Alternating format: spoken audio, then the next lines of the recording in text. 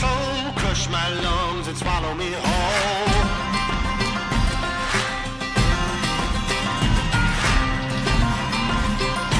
Little does that big man know I've got me a pocket of stones.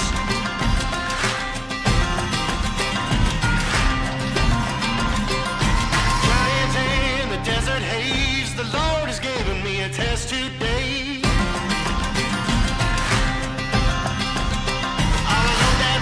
Into my sling, wait for the midday bell to ring. A pocket of stones, and on their throws, a pocket of stones, the Lord's gonna take his spirit home. A pocket of stones, my skin and bones. A pocket of stones, the Lord's gonna take his spirit home.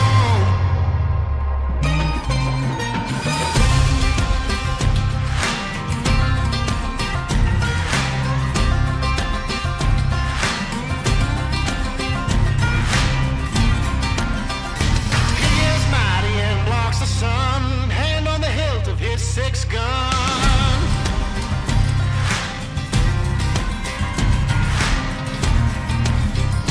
I am scared, but do not run. The Lord will protect his faithful son.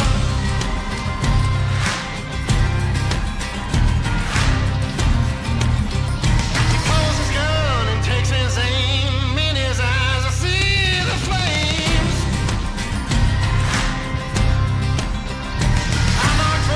Between his eyes, in the dust, the giant lies. A pocket of stones, and on their throws, a pocket of stones, the Lord's gonna take his spirit home. A pocket of stones, my skin and bones. A pocket of stones, the Lord's gonna take his spirit home.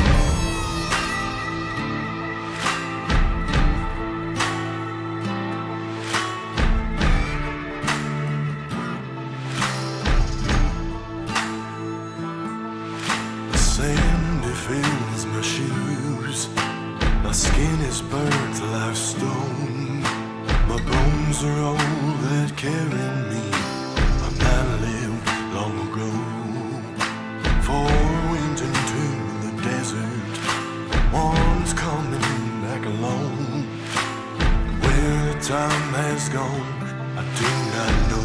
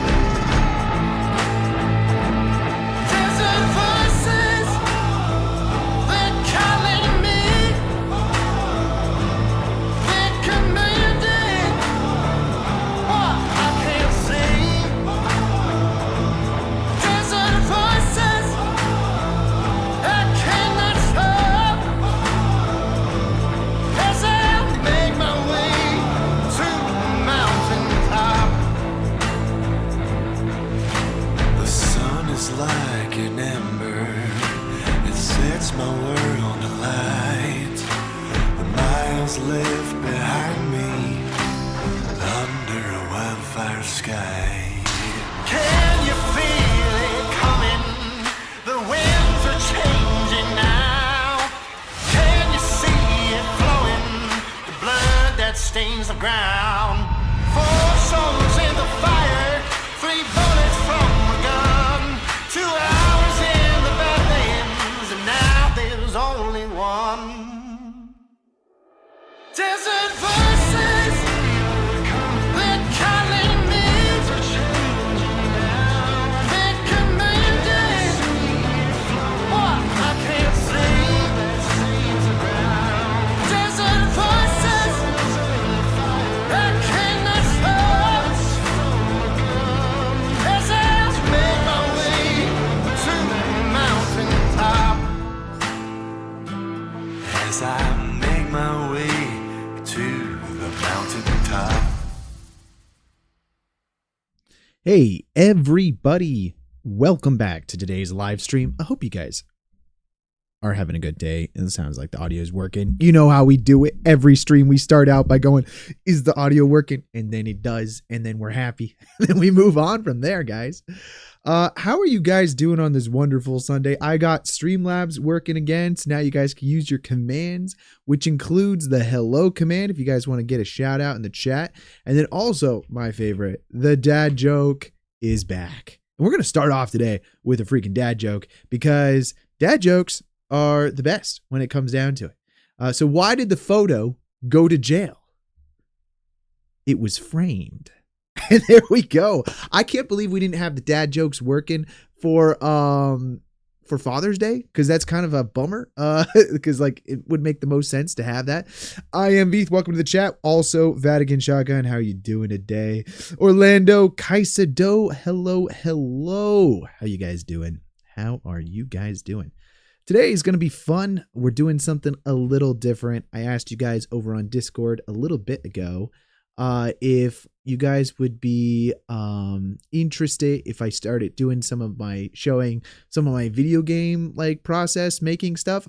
I'm getting back into making some video games, guys. I used to make video games a lot in high school. And I haven't done it in a while. Actually, I went to college to do computer science, and that was all because I wanted to learn to do video games. And then I kind of got into making visual effects for movies. And, you know, I always wanted to be a film director or a visual effects artist, or a film director or a video game designer. Those were like the two things I wanted to do. And so we're going to go back and we're going to do some fun stuff. Please make a tutorial on how to make Transformer animations. Oh, that would be fun. Definitely got to do that at some point. So you finally managed to bring back the dad joke. Yes, they tried to stop me from the dad jokes, but we got it going again. Hey, Nickies, welcome back. Bear Gun Productions, how you doing today? Oh, man, today's going to be a fun one, guys. So I already started 3D modeling some stuff on already for this. So I wanted to jump into this asset that I've already started creating. This one right here. This is a building that I've already started working on, but there's still some texturing and some stuff that we got to do. It's been a long time since I've been doing video games. So we're now in Unreal Engine, and, you know, it's a common natural progression from video games to VFX. Is exactly the same. Yeah, I think so. Cause it's like, so I started by doing video games, and even the films I made as a kid, I didn't know how to animate. So I would make a video game to get like a pod racer to fly, and I use WASD controls. I would use fraps to screen record, and then I would make my animations that way. That was how I did all of my animations back in the day. Until I realized that's not the right way of doing stuff, and definitely do things a little differently now, a little more proper. But yeah, no, that's you're right. I do think video games and VFX are so closely aligned that it's, you know, it kind of makes sense to go from one to the other and kind of interchange back and forth. Yeah, glad I got the commands working again. I'm doing great, Nickies. It's been a fun one. I am currently prepping to go to London for about a month and a half or so, a little over a month. I'm going to some places in Europe, so keep in touch with anybody that's in like London area. I'd love to connect and all that. I'm going to the Visual Effects Society London party on July 23rd, I think it is. So if any of you guys are in that area and you guys are part of the Visual Effects Society, then you should join. What are the XP for? Are you talking about the live stream XP? Because now there's like this whole YouTube live stream top fans thing. We got in first place right now, Nickies with 75 XP, Bear Gun Productions with 50 XP, and then Vatican Shotgun with 50 XP. So I think it's, and Sam I Make Music is in there as well. But you guys can see the leaderboard, and I don't really know how it works. Is it more you chat, the better? Not quite sure. But anyways, without further ado, let's show some stuff here, guys. So this is the model that I've been working on, and I'm probably going to want to make it sitting on the flat ground here. I think it's just a little high up right now, so I'm going to fix that because I've noticed that when I bring it into Unreal, it doesn't sit it on the ground properly.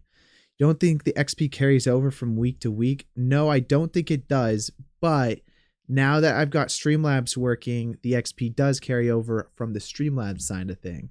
Because I think if people have a total number of points, and I can't remember, you know what we'll do? I'm going to check it out right now, but I can't remember if, how that works exactly. Because I do know, oh, I got to freaking use my email.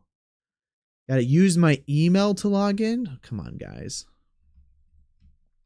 But yeah, I do think it carries over on here. I don't know if I have a command yet for you guys to be able to see what points you have.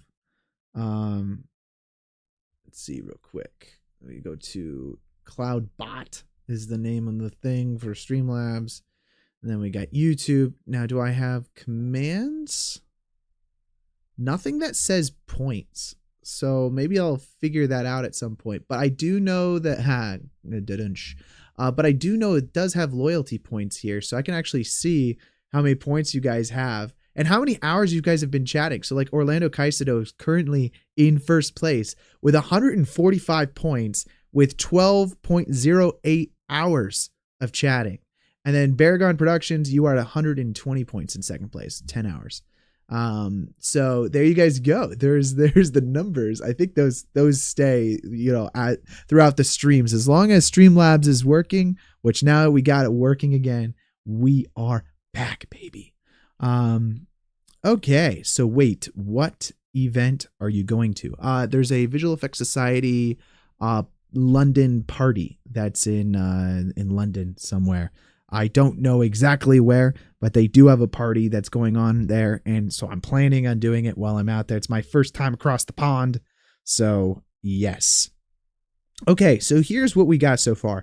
I mostly built this with arrays, admittedly. So we're going to probably want to, let's Alt H that real quick. I probably don't want, yeah, let's just go and delete that for right now. Maybe,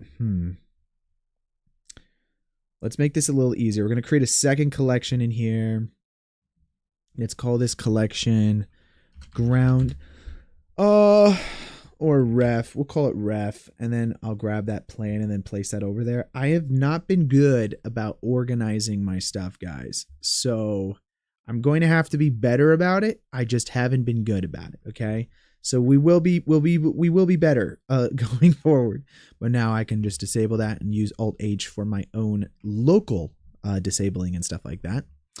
Oh, cool. Sounds like fun. I might even relatively close to London, but I doubt I'd be considered part of the VFX Society. Yeah, you have to apply to get in. And then I think they have some minimum amount of time that you need to be working on visual effects inside of the industry. But once you're in, dude, there's so many cool like events that you can go to and screenings and all sorts of stuff. Definitely recommend it to anybody out there to work towards. Okay, now it looks pretty good to me. One thing I did was I was using arrays for all this stuff. So I was going to go in and fix a lot of this because right now there's a lot of straight lines. But if we go in every now and then and just make some of these planks a little bowed, we can add a little bit of texture to this building here. So we'll just go ahead and add in some of these like bowed pieces of wood that maybe would have happened on like a cold December or something like that in the middle of nowhere. So this is based off of my short film. I have a feature film script for it. And for all of you guys that don't know exactly what I'm working on right now, I have a feature film script that, yeah, exactly. Baragon Productions right on cue. What's the game going to be? Good question.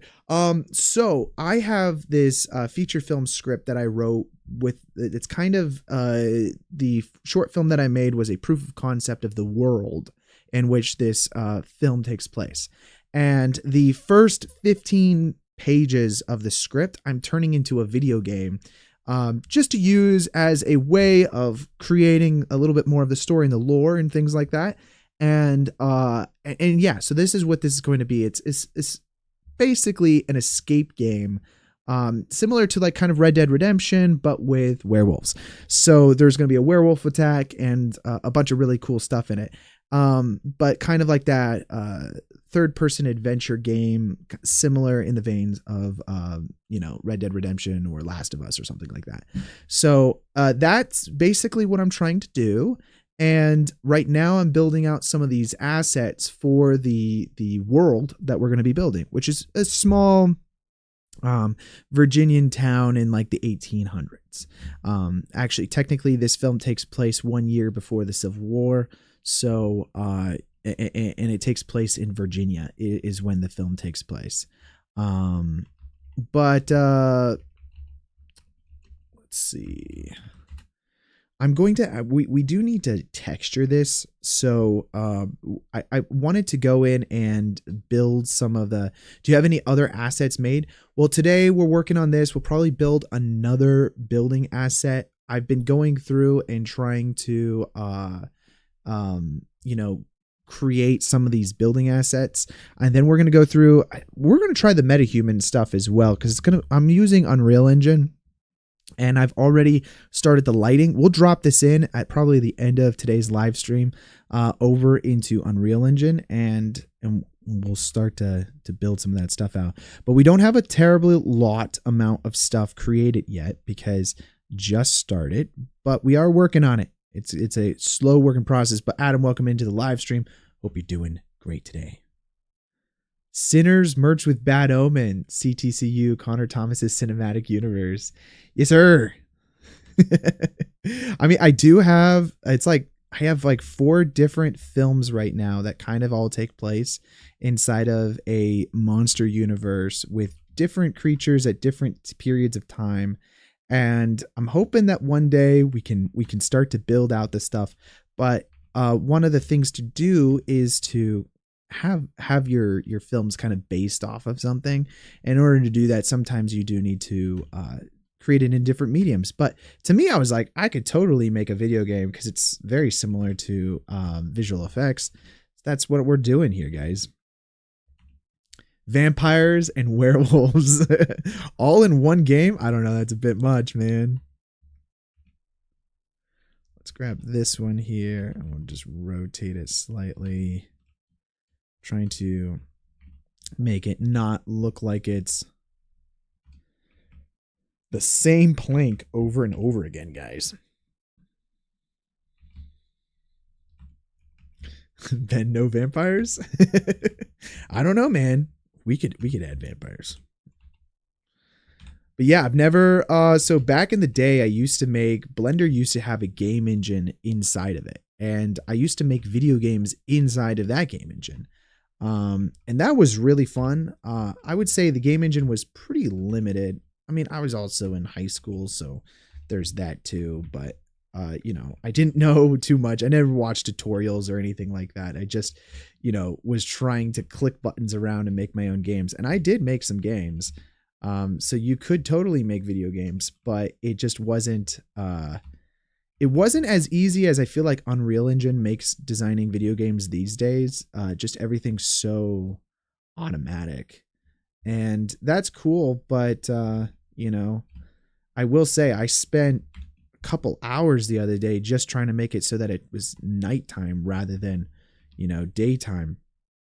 And I don't know if there's an easy way of doing that in Unreal. I just discovered that when I was doing it, it was a lot of filters and changing like the lighting and things like that, where I would have preferred it if I could have just, went and did the thing. What's going on here? Can I not? Oh, it's Control R. I was trying to press R and I was like, oh, it's not doing anything. What's going on here? Yeah, we're just trying to create some bows in this wood to make it look like more realistic. Because I'm really trying to go for more of a realistic game here. I don't want it to feel video gamey. And maybe this is my visual effects side of me coming out, but I'm like, look, all right, I know I'm probably going to have flaws in some areas of the coding and things like that. But the one thing that can't go wrong is the visual aspect of things, because that's actually my job. You're still waiting for the Reacher Love Island crossover movie? Hey, wait a second. We're not supposed to talk about that, okay? That's not released yet. Let's join all of these together. Got some bowing that I kind of created already on that. And then here, I feel like with every good staircase that's been used quite a bit, you gotta have, let's do that and this. You gotta have the centerpieces here kind of bowed down a little bit. A lot of people have walked on this this plank here, and we'll just, yeah, it's pretty good. Not that anybody's ever going to look closely at this, but we want to make it so that if anybody ever does, we did our job. I think that's the one thing that I really liked about Red Dead, was that there was just so much detail and thought put into every aspect of the game. Like anywhere you went, there is detail added to it. And I love that.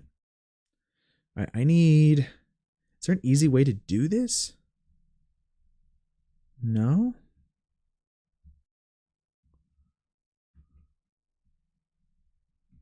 We're going to just do a few of them, I think.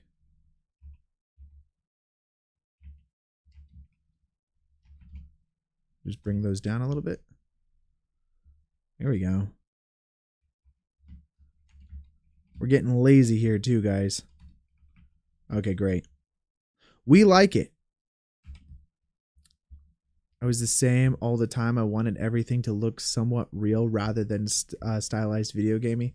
Yeah, I mean, you know, but I also think there's a trend in video games because everything got so realistic over the years that they're now making things less realistic. Like they're going for a style.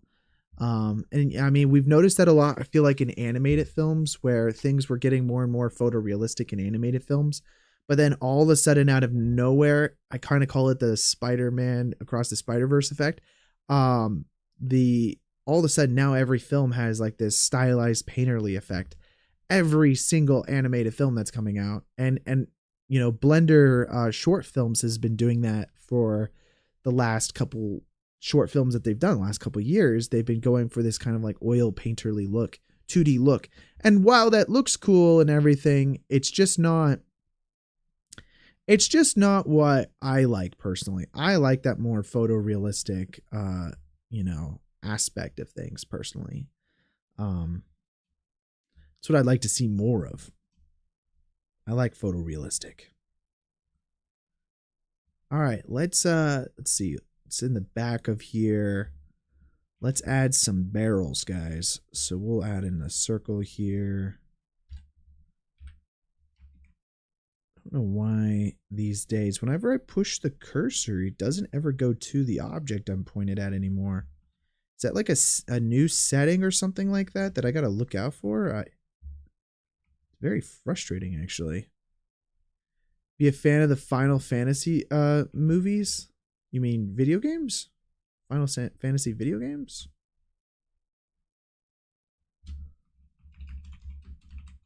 Do they have movies? Pulling up some references here of a wooden barrel, guys. Did you stutter? I don't know if you did. That's what I'm trying to figure out here, man. I didn't know they had movies.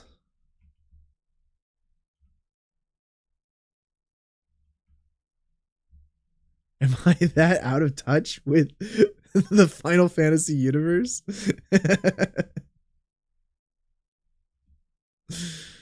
I guess I am.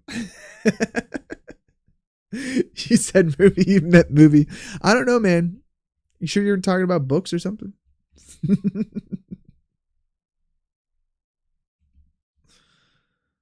Okay. Let's see. That goes up to here.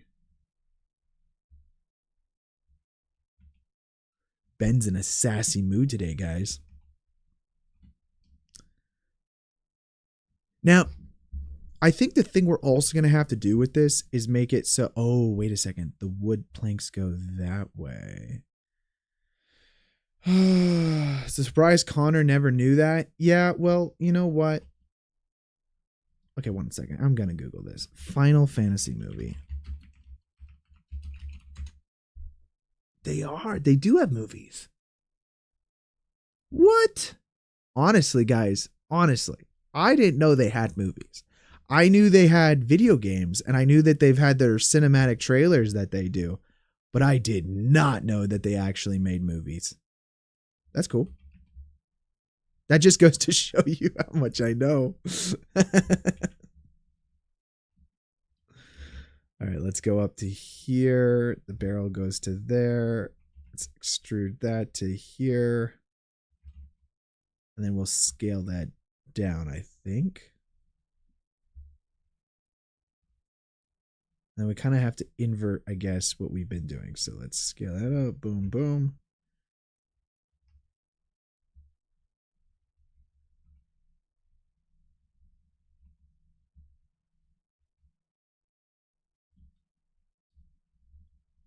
I don't really watch anime though, so like I think that's the reason why I wouldn't know about those. They're more in the world of anime, it looks like. Are you also aware that Arcane has a series? Yes, I am aware that Arcane has a series. But the difference between Arcane and Final Fantasy is I actually play League of Legends. I don't play Final Fantasy. So I have reason to know about that series.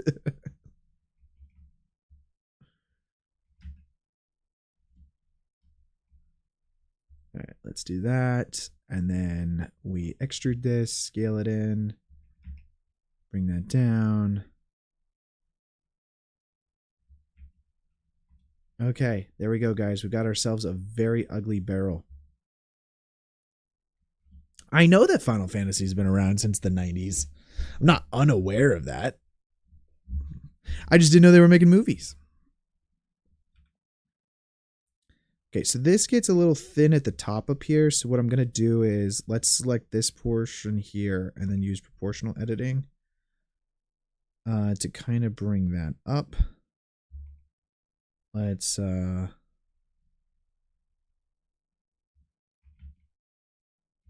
do something like that.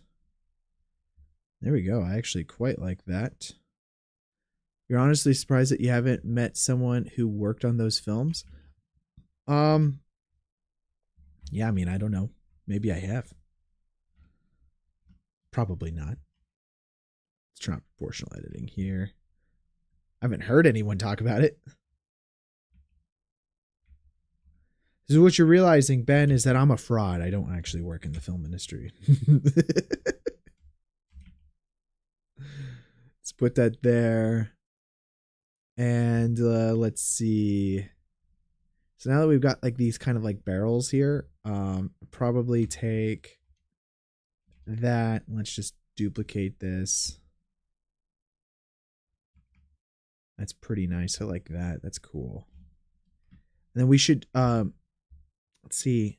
I think the way game texturing works is that I'll do this in Eevee, and then I don't know how easy it will be to transfer stuff from Eevee to Unreal Engine. I'm not exactly sure, but we're going to test it out and just to see what it's like. All right. And we'll go from there. But I think from my understanding is it's pretty seamless from doing stuff inside of Eevee and then taking it over into the other world. But I'm not quite sure. I'm not quite sure. Let's see. We're gonna do this. We're gonna pop you like so. And let's do a new window here. Place that there. And what do you guys prefer? Do you guys prefer this be the 3D viewport on this screen, on the smaller screen, or this one over here to be the shader editor? I always never know what you guys would prefer, especially from a visual aspect of things.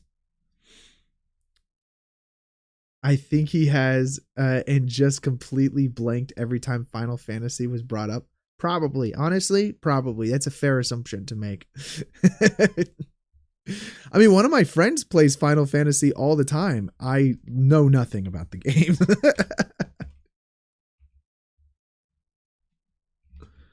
But I'm just not a gamer, guys, okay? Like, you guys can't criticize me for not knowing stuff when I'm just not a gamer at heart. All right. I can't pretend to be something that I'm not. I can only be what I am. There you go. There's my mantra for you for today.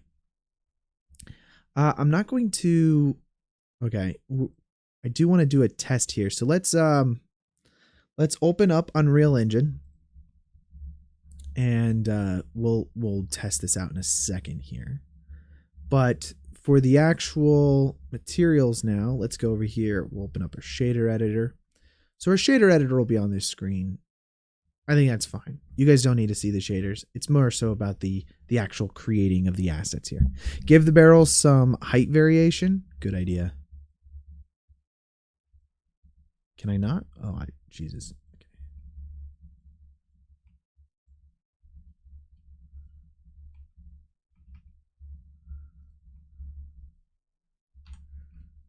Got some really small ones over here. Would barrels really have different heights? I don't know, man. I'll do it because you told me to, but I don't know. For the actual wooden planks here, guys. Let's do this. This is all one face of a building. Let's do, oopsies. Let's apply that array to this guy. That's another face of a building. And then that's another face of a building. So now we've got different faces. Kind of curious. I don't know. We'll figure it out. We're going to figure things out as we're going along in this series, because I'm not as familiar with Unreal Engine, but I do want it so that if you blow up a building that it actually blows up. And I'm not quite sure how destruction works inside of Unreal, but that is something that I'm going to have to look into. And I don't know if that means that all of these have to be separate items or not. But we'll start off one at a time here. So we're going to select our building face here. That looks good. And then I'm going to create a new material for this, and we'll call this wood panels. Okay. And kind of need to do a few different things here. I don't know. Obviously, if we just make this kind of like a woody brown color, first of all, but I'm going to probably import my own textures as well. Let's just brighten everything up quite a bit so we're seeing everything without any lighting whatsoever. And let's open up some textures here, guys. I'm going to do some wood paneling now for this exterior cabin piece. Don't really want anything with planks. We created all the planks ourselves, so we kind of need the texture of the wood of the plank, right? Rather than the actual plank. So this is fine-grained wood. Old wood floor, palm tree bark. Nothing's really speaking to me yet. Look at that again. I don't want planks baked in. I'd prefer not. We could always take this into Photoshop and clean it up, but I would rather not. Kitchen wood. Rough wood. I guess it would be rough wood. Let's go with rough.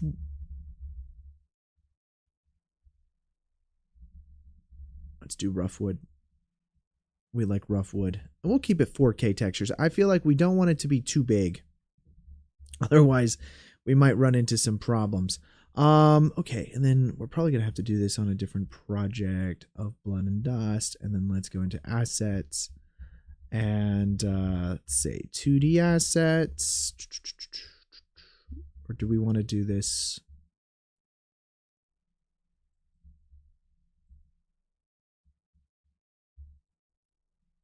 Assets, 2D, and then we'll call this textures.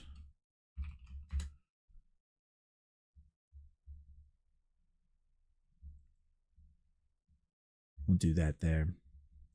I have a new organized method of how I'm trying to organize my files, guys. for video games rather than just having them everywhere. I'm trying to have a good organization for this. So here we go. We got textures, and then we'll do, I'm going to rename this folder here to rough wood. And personally, I'm just going to delete these. I don't need the zip and I don't need the blend file. So let's just grab this and we'll just start to build out some of this. Now, the hard thing I found, I don't spend a lot of time in Eevee. I know how to make things look really good in cycles, but man, like it is difficult sometimes to get that same photorealistic effect in Eevee. And I get it that it's a real-time render engine versus a physical-based render engine, but you know, it's difficult, man, to get stuff that even looks like kind of good is rough. Let's do normal map. So you can find what you need more easily. 100%.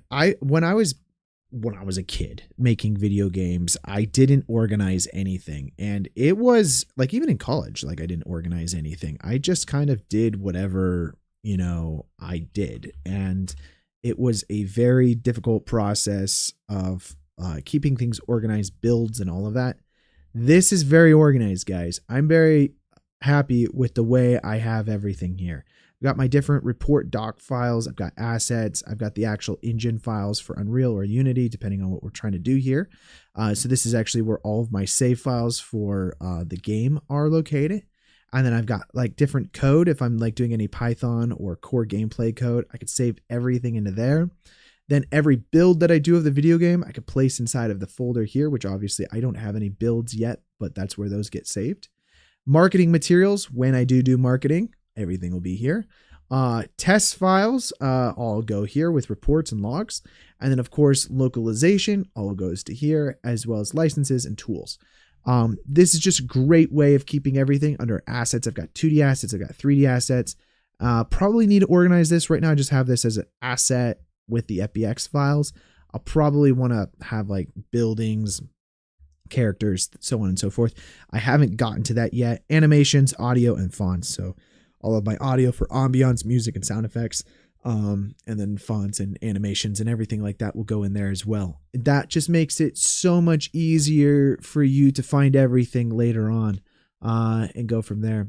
Has anyone here used V-Ray? No, I have not personally. Well, I guess I did for a tutorial. I did it once. Blender Guru has an amazing video explaining how to make amazing renders with Eevee. I'll have to probably check it out. I really don't use Eevee as much. If so, you may not want to bother rendering it in Eevee. Are you making this asset in Blender? I am making it in Blender, Ben, but I'm viewing it in Eevee because Eevee is a real-time render engine, and then I am going to be taking it to over into Unreal Engine for the actual gameplay later. Because keep in mind, we're not rendering anything out of Blender. We're just using Blender as an asset creation tool. That's it.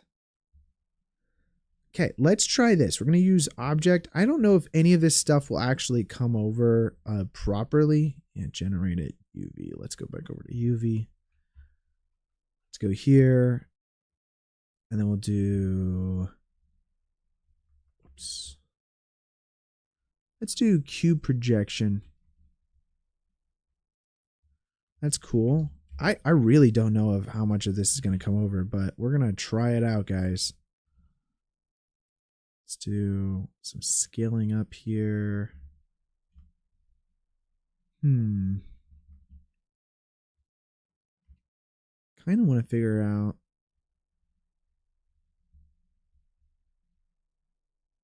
This is a little loopy. It's a little loopy, guys. Use generate it?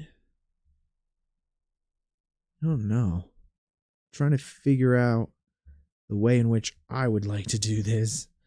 If it's not cube projection, can we do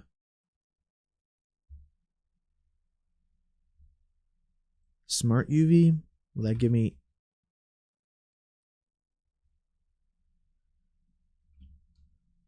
Oh, I like that actually.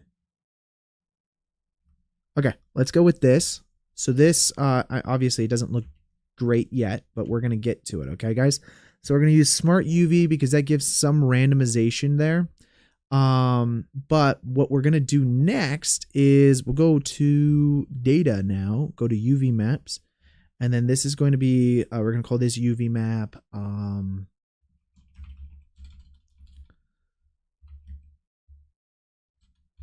Let's call this textures or texture.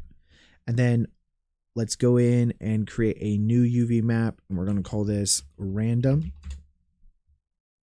And then now if you select everything, let's select random as well. Let's do cube based, cube projection. There we go. And the reason why I did that, let's go to vertical split here. We'll go to UV editor. Now, each one of these is a separate cube. See that? I think. Maybe we do Smart UV project. Oh, see, when we select one cube here, we want it to be connected. So we kind of have to make sure it's connected. Follow active quads? Nope. I don't know which one it's going to be, but we're going to keep testing it until we get one that we like. Conformal. Let's try this one. Select one cube. The problem is that they're in different spots, so that's not going to work. I know one of these will work. It's just figuring out which one it is going to be. So select that one. It's all over the place. Nope.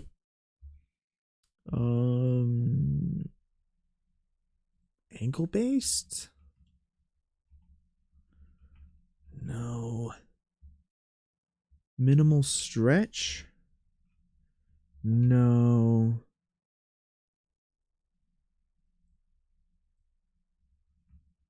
Wait, it might actually be under the Smart UV because they do have a settings. So Smart UV project, scales, correct aspect ratio.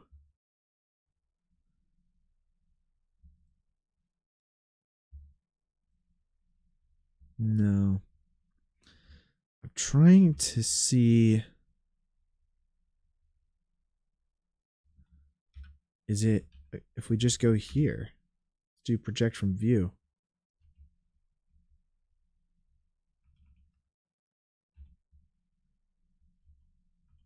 And then if we select one, are these connected? They are. Okay, beautiful. We'll just do project from view. That works flawlessly. Okay, the reason why we want to do that is this will be kind of fun, guys. Okay, so the reason why we want to do that is now we made all of these planks be individual pieces, right? So if I go in here, I can select individual pieces. And the reason why that's important is because this is all under random. And I know I may have showed you guys this before. I may have done it for you guys, but it's one of my favorite things to do. We're going to swap this to individual origins now. And if we scale this down to 0, basically what we're doing is we're basically making a bunch of random points of individual points on our texture image here. And what we can then do is we could say, all right, I want to use UV map, and instead of using the regular UV for texture coordinate, we're going to say use texture for this vector. And we're going to duplicate this now. And then we're going to use random for this other UV map here. And we're then going to plug this into noise texture. And then we're going to use this UV map for this vector detail here. And I'll probably first create a mapping node. Whoops. And then use this UV for this vector here.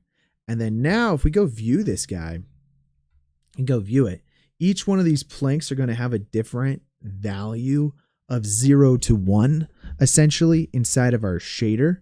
And what that gives us is the ability to randomize the color that we want to have. So now if we go back over here, we add a color ramp into our noise texture of our FAC. And then we can go in and we can add in a bunch of stops. I'm going to say make this constant. And then we're going to create a few stops here that are all going to be different values, maybe slightly brown. Let's add another stop in here. And then we're going to make this maybe slightly green or something. But what that's going to allow us to do then is control the amount of, randomization that we want to have for our thing. And I like this because then we can colorize our individual planks based off of the UVs, not based off of objects, because we've done this before on our live streams where we've done it, but instead we were using object info and randomizing the object info. This is an easy way of being able to randomize our mapping here. Now, the only thing we need to make sure of is that the scaling of this is big enough where you're actually getting different variations. So you can just increase this scale to whatever limit that you want. That's probably good there, and that allows us to have some more variations with inside of this. If you use ease instead, you're going to get a lot of different variations with inside of these colors, and that's going to be pretty cool. So we might make that a little darker.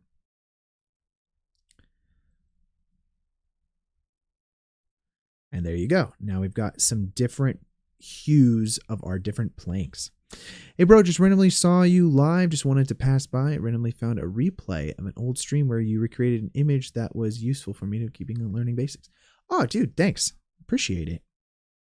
Yeah, we have some good fun times. Right now we're designing video game assets. So, we're just keeping it fun. Okay, cool. Now, what do we do with this? Well, we can actually use this a few different ways. I'm going to grab this and then place this above our diffuse here. Because if we go view our diffuse now, we've got a pretty basic texture going on. But we can use a mixed color node. And we could then plug this. Let's just make this 100%. We're going to use multiply. Now it's basically the math of this color is basically going to take whatever the value of A is and multiply it against whatever the value of B is. And if the value is 1, which is completely white, then it just does nothing. And so now if we mute this, you'll notice that our color is not changing at all inside of our viewport because it is multiplying by that. Obviously, if we multiply by 0, then it's going to darken our color roughness value. And if we actually preview this directly, you can see this happening more directly. If it's nothing's happening to it, our color is that, versus if we're multiplying it by black, which is 0, then it's going to make it so that it's completely black. And obviously if it's white, nothing's happening here. Now, why is that important? That means that whatever value that we feed in here, we can then get that to multiply against our other color planks. The only thing is we want to make sure that it's never black. I'm probably going to bring this value up here to like a full white. And then let's take this color value here and then multiply it on the B. So that way now when we go view this, you've got a bunch of different color planks rather than everything just being the same. The only thing that you might want to do is just make sure that it's not too dark because otherwise you're multiplying it by a pretty negative number. So we can just take everything and, bring it up a little bit. It's okay if it's like that. Just want to give it some discoloration with inside of your planks. And this is a pretty procedural way of creating wooden planks without having to do too much, heavy lifting. I am going to disable that for right now. So that way we just have our wooden planks that we're loading here. Whoa, my whole computer just crashed or screen just flickered. Yeah, definitely not the same thing, but it looks interesting too. Well, thank you so much. Appreciate it. We're messing around. I don't use Eevee very often, so we're going to see what we can make inside of this. Okay. Now we've got ourselves some of these different color wooden planks. I would say the green is bothering me. I don't like the green too much.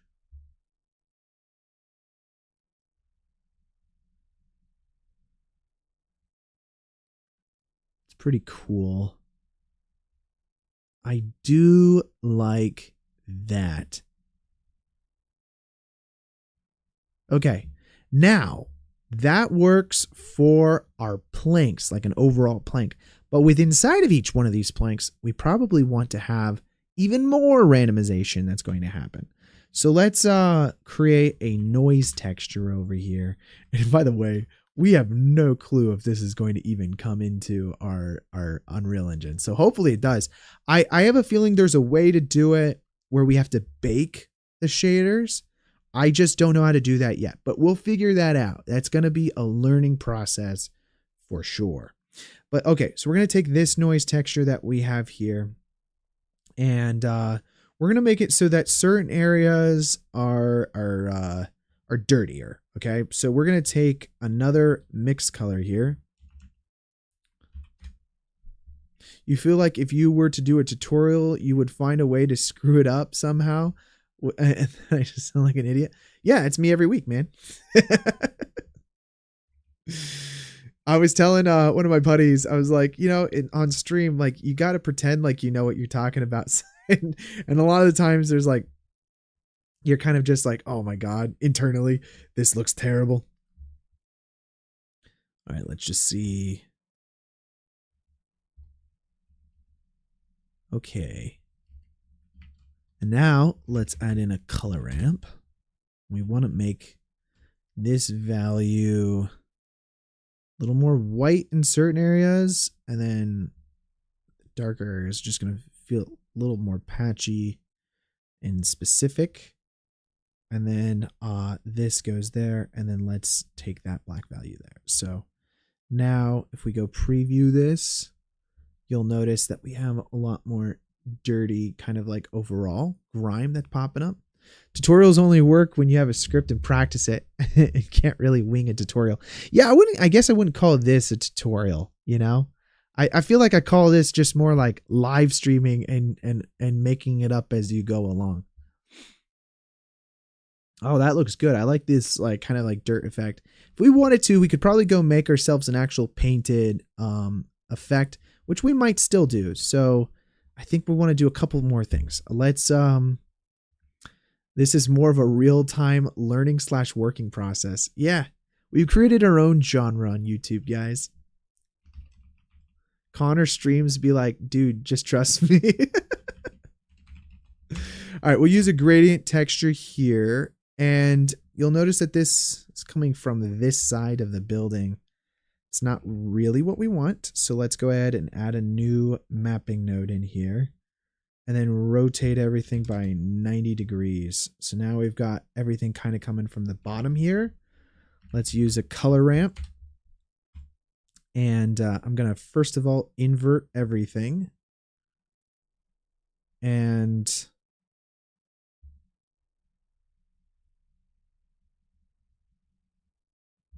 let's see.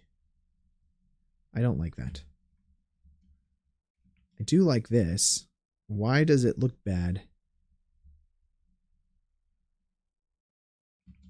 Okay, that's fine. And then can I invert it? Can we invert it? I don't know why it's way more white when I invert it. Okay, fine. We'll just do it this way. I don't care anymore. I don't care. So we use another mix color node here, and then I'm going to plug this into the FAC, and this time we're going to make it more of a brown, kind of like a brown, muddy, dirty texture. And we could use more than just the colors here, guys. We could plug in actual textures, you know, into the thing if we wanted to. Oh, that's right. We need to invert these two options. Let's remove the saturation a bit. Okay, great. And then this white value here, or the black value. The black value shouldn't be completely black, so let's adjust that.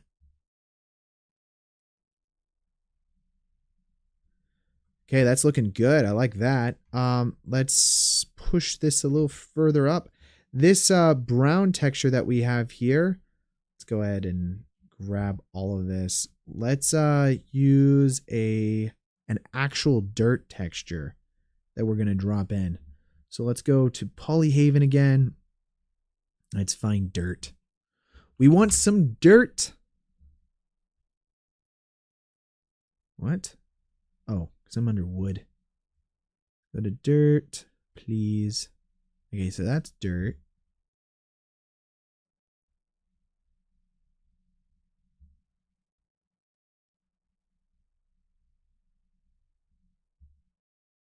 Okay, I have an idea, guys.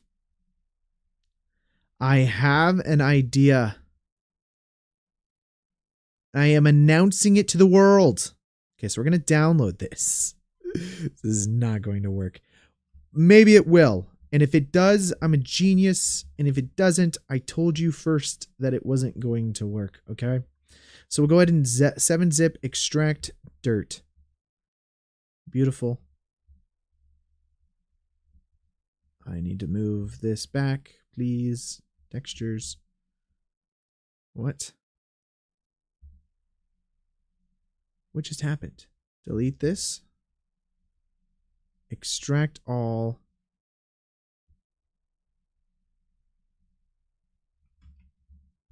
Wait. Did I say extract here last time? That worked way better. Yeah, let's do extract here. There we go. And we'll go and delete this now. And I'm going to delete this as well. Well, we'll call it dirt. Dirt. And then I'll go ahead and delete that. And then there we go. Boom. Okay. So there's a couple things we could do here. So I've got this dirt material and I could just plug this into the A input and it's, you know, it's a texture. So it'll put dirt on the ground there, right? And if we go preview this, you could see how the mapping of the dirt is doing overall. It's okay. It's not amazing. And that's mostly because we need to add in our UVs here. And actually we need to more specifically use a UV map of texture, plug that into our vectors here. And then we need to change the value of our dirt because the scaling of our dirt because it's a little big. Dirt's not big, guys. It's really small. So then you get these little dirt specks in there. Now we also have displacement. I kind of wanted to take the displacement values here. Let's plug this in to our vectors as well. Let's grab that, move that back. And now we've got this. And we can use a color ramp, maybe, to really lessen.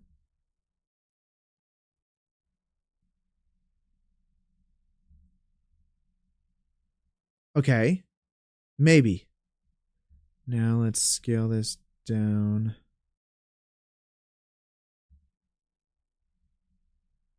Okay, great. Let's duplicate this. Make that 17 because we liked 17. We duplicate that, we grab that, we move this value up here to the scale, and we're going to use this for the actual diffusion. But then this black and white matte that we're using is going to use this 1.9 value. And we're going to use this where our factor is. So we actually have kind of like this overall gradient effect that's going on here. Probably going to want to duplicate this because we're creating a matte of our matte, right? Come on, guys, follow with me here. And then we use this color ramp value here for the A input or the B input. Yes. And then our factor gets plugged into that guy. And then this is just black. So now if we go view this, you'll notice that we have dirt everywhere. This needs to be black. There we go. So now we don't have dirt up here. It's only on the bottom of the building. So basically what we're doing is we take this value of this gradient here from black from the bottom to the top, plugging that into the factor. And then we have a matte here that's going into the A input of this. And then wherever white is, it just puts black. So then essentially we're only creating these dirt smudges on the bottom of the building here. And beautiful. And then that works great. Then we use this to plug into this other mix color where we actually have this dirt texture that we already have placed here. And that goes into this. So now we're only placing dirt down here versus everywhere, right? Wrong. I think that's what should be happening right now. So we have this. It's our black. Oh, this needs to get swapped. That's the only problem. This gets plugged into here. So now we have all of this wood, and then we should have some dirt that starts to pop through. and it might not be contrasty enough. So we're going to add a color ramp in, and we're going to make some of this dirt a little more grimy. So you can see that what we're doing right here. It's got some of that dirt that's starting to pop through on that. The only then thing we need to do, we go back over here to Principal BSDF, see how everything plays out. Now we've got kind of like these dirt smudges that are inside of our 3D model that we've got going on. I might want to, let's go to this. I want a little more dirt. I think that's what we're going for. It's so procedural and nice. We can easily control the amount of dirt that we want on any given point. Cool. Save that, guys. All right. Fantastic. I'm very excited about this. So now we have these two different UV maps. All we have to do is basically copy that workflow all the way around this building and use it on all of our wooden planks that we have. I'm going to place that there. We're just going to organize things a little better. It's not too bad, guys. It's like a pretty good setup, right? Nice procedural wooden planks. Just these nodes here, guys.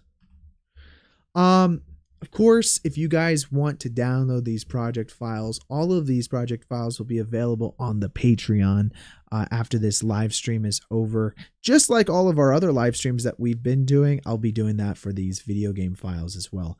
I don't think I'll be putting the builds of the game up there, but I certainly will be putting all the assets up there for you guys to be able to get as we're going. Mari stream? Yeah, I do want to do Mari. I have Mari. I have it.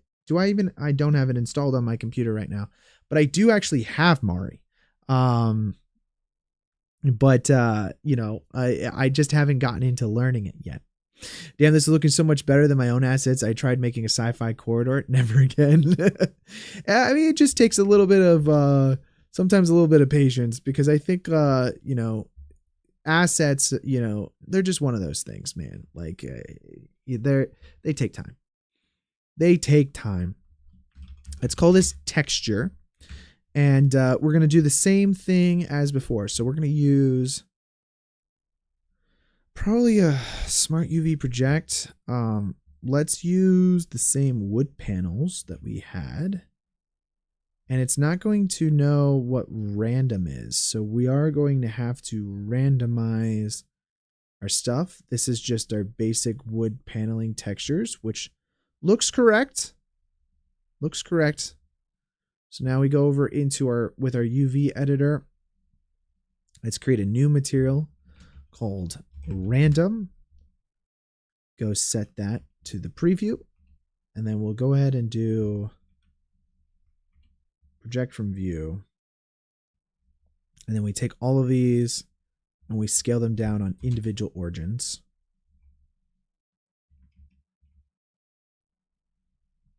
Okay, well, first, 1 second. Okay, scale them down on individual origins. And then we go into median point, and let's scale these individual origins up so that way they encompass a wider array of different points of interest. And that should be good. Let's go back over into this. Let's use texture.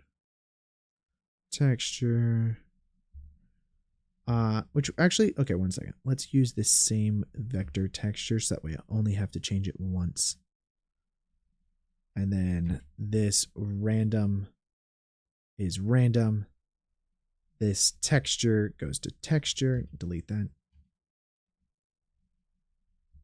So now it's just these two UVs, and they go to basically everything here. It's a beautiful fish, like looking node structure, guys. This is the front of the fish. That's the tail. Guys, that's a good node structure of a shader, is just a fish-like maneuver. Okay, great. Yeah, that all looks great. We got some different dirt there. Also got to say, I always loathe the thought of importing my own assets into Unreal Engine because that's when I'd find out the normals were back to front or something. Yes, that is true. Though, if you turn on face orientation here and we go, you can see I have mine set to a certain amount of transparency. That all of these face orientations are correct, but the ceiling, for instance, is not. So it's very easy to see which ones we need to fix, you know, and so you're right, but it's also a pretty easy fix if you have the face orientations turned on, which we will have to clean these up and test that out. How you doing? Happy? Welcome into the live stream. Hope you're doing well today. Okay, we're going to create a couple new UV maps here. We'll call this texture. And then let's go over here and call this random.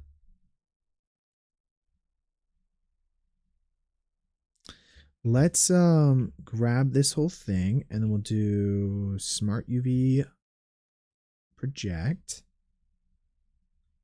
And then again, we go to the side view here and go to random, select random, U, and then do project from view.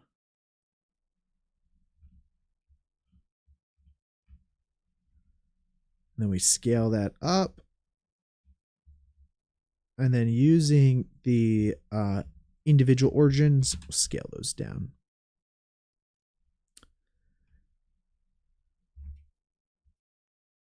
Perfect. And now if we go over into our material here, just add that wood panel effect, and we should have the same randomized wood panel again. So texture and random. That works really well, guys. We did all of our work on the front end and everything is working out now.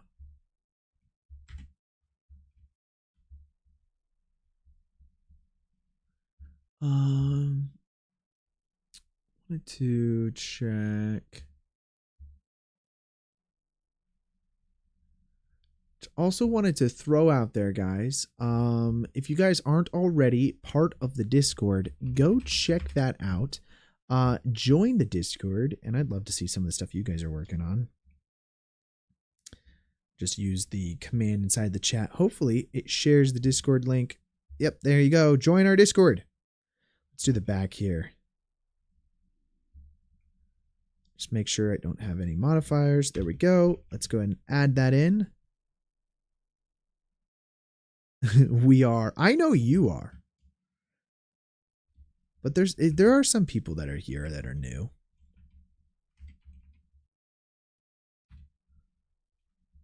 Whoops. What is going on here? Is that got an array? Oh, Alt H.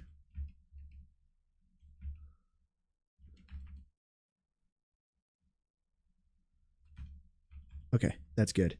Now this back wall here, let's go ahead and add in that same wooden material that we have otherwise.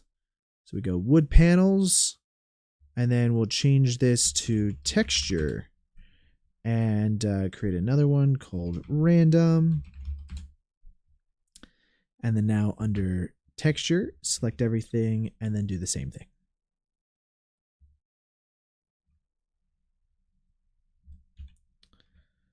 Then project from view.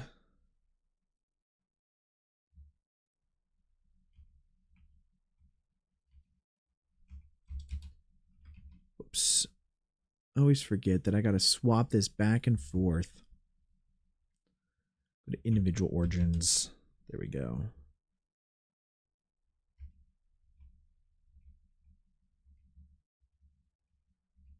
That's what I want AI. I want AI to just read my brain as I want to swap different modes inside of Blender. So that way it just automates that process. Nice. I don't know where that light wooden panel came from.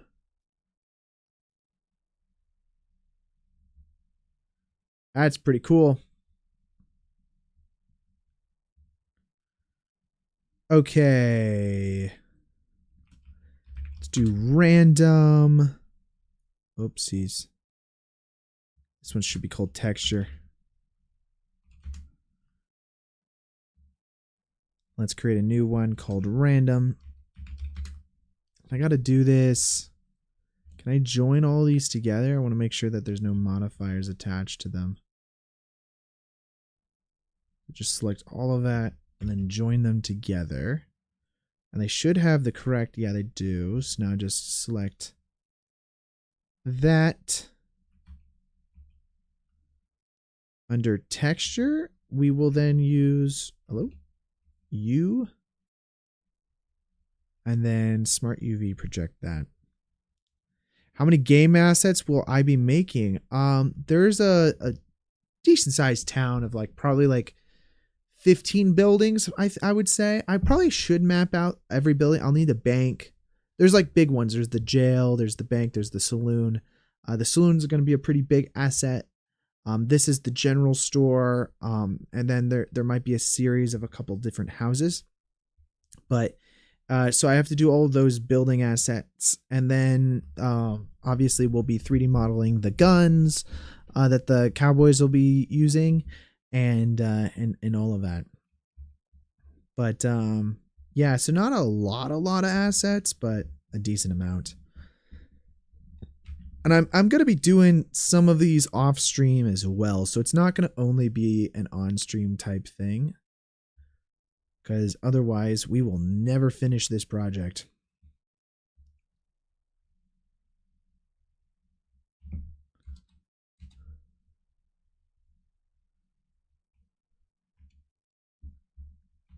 Okay.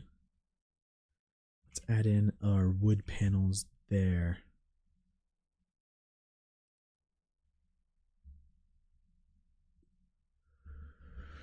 Okay, let's see. So this guy, I don't like how this texture looks on it. Let's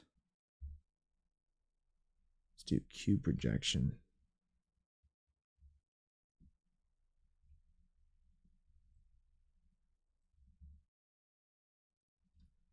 Okay, that's good. And then let's so instead of wood panels, let's do a new material called wood structure.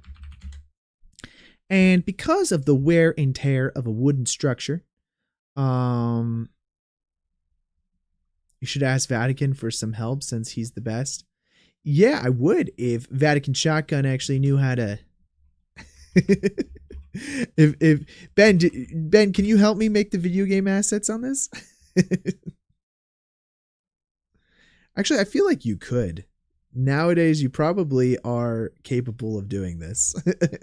You've edited enough of my videos to know how to do this now.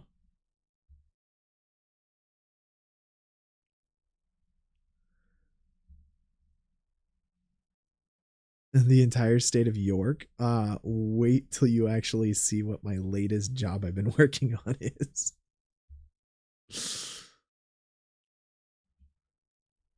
Let's join some of these other ones together. You're not making a donut or an anvil, so probably not. Hey, but you had a pretty top-notch donut, okay?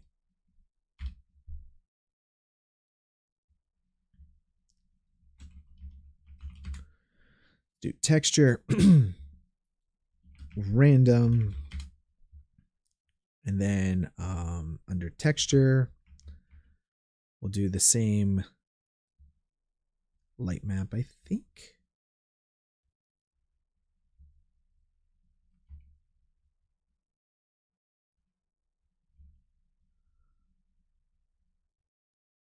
Yeah, that works. I like that. It's pretty subtle. I don't like this back. What were you asking? They were asking if you could help me make some of the assets for this. I didn't ask, they asked. Just want to make that clear, okay? It wasn't me. Let's do this whole front piece, I think. All of that can just be one.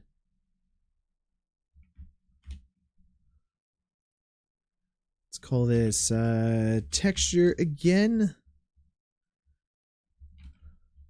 No, but I'm sure, Ben, you'll be a voice in this. Like, you could be a character. I know you can do that. You guys may not know this, but Ben is actually a bit of an actor.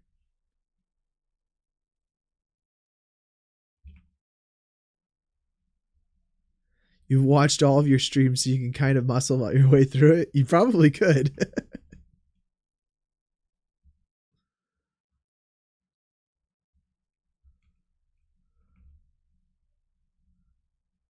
Add some wood panels into this one, I think.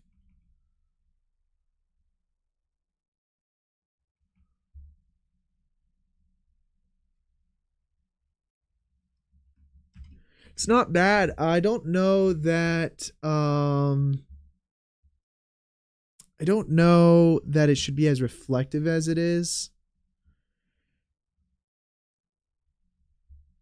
Do wood panels on this as well. And let's name this appropriately. Random question, Connor. How familiar are you with Unity? Actually, more familiar with Unity than Unreal Engine. I used Unity all the way from like high school through college. And then, but that at that time, I think Unreal Engine costs money. So that was the reason why I would use Unity, because it was free compared to Unreal Engine. And then nowadays, it's a little reverse. But yeah, more familiar with Unity than Unreal Engine. Why?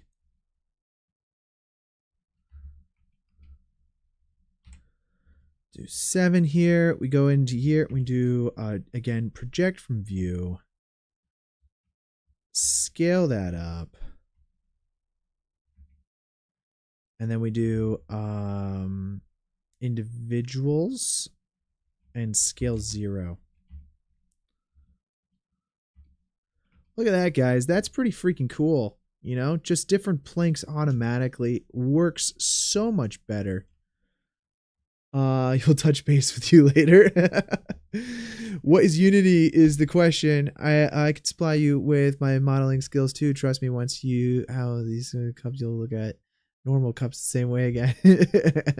Bro, trying to make the next Red Dead Redemption before GTA 6. Probably at the rate of how long it takes them to make GTA 6. Yes, I will probably finish before they do. Though I hope not, because that, you know, also be my life has just been making video games every day. Although, dude, how cool would that be? You know, I am jealous of these like different YouTubers that make a living out of it. That, I mean, I don't know how you can possibly do that, but, and I don't know why they're not making more video games and movies and stuff like that. The only person out there that does like hardcore stuff is Ian Hubert. Freaking love Ian Hubert because he just goes so extra in the paint when it comes to this kind of stuff.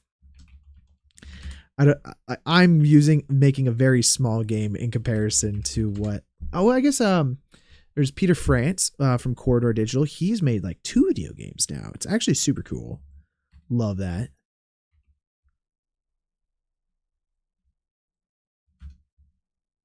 But yeah, I miss like companies like Rooster Teeth, because I feel like they were the special kind of YouTubers that they did kind of like this next. I mean, they were a studio. They weren't really individuals, if we're being honest. Guess we got texture random, and let's go in here. We use structure still. See how well this works.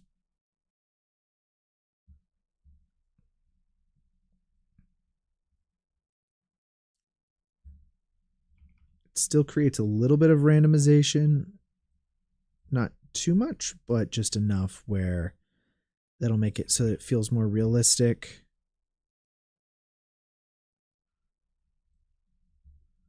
Let's do structure. I don't think... Oh, I did go into edit mode on all of them. I like that. Guys, that looks pretty cool. Peter France has a new upcoming cozy decoration game, I think. Yeah, I think I saw the trailer for that. It looks awesome. Why do people use Synthize instead of Blender's motion tracker when it can get the job done? No, Synthize is the industry standard, but isn't Blender motion tracker sufficient for most tasks? So there's your point. Most tasks, I think, is the point that you're trying to make there. Also, Synthize is really freaking good, dude. Like in comparison to, and believe me, I mean, I've been using Blender forever. Okay. I'll be the first defender of anything Blender. Okay. And the truth of the matter is that Blender's really good at certain things, but it's not good at other things. And so if you use it for the things that it's really good at, then yeah, that's amazing. But tracking is just one of those things that it kind of does. I would say it doesn't do it incredibly well, but it totally does it. And so what ends up happening is that you run into problems where your tracks are slightly floaty or something, and there's not really an easy way out of it. I would say Synthize has saved my butt a few times for different things that I do, but I don't do a lot of the tracking myself anymore. I usually end up working with other people that do the tracking for me. But yeah, I mean, it's more so about what you're doing. Blender, for instance. Okay, here's a good example of this.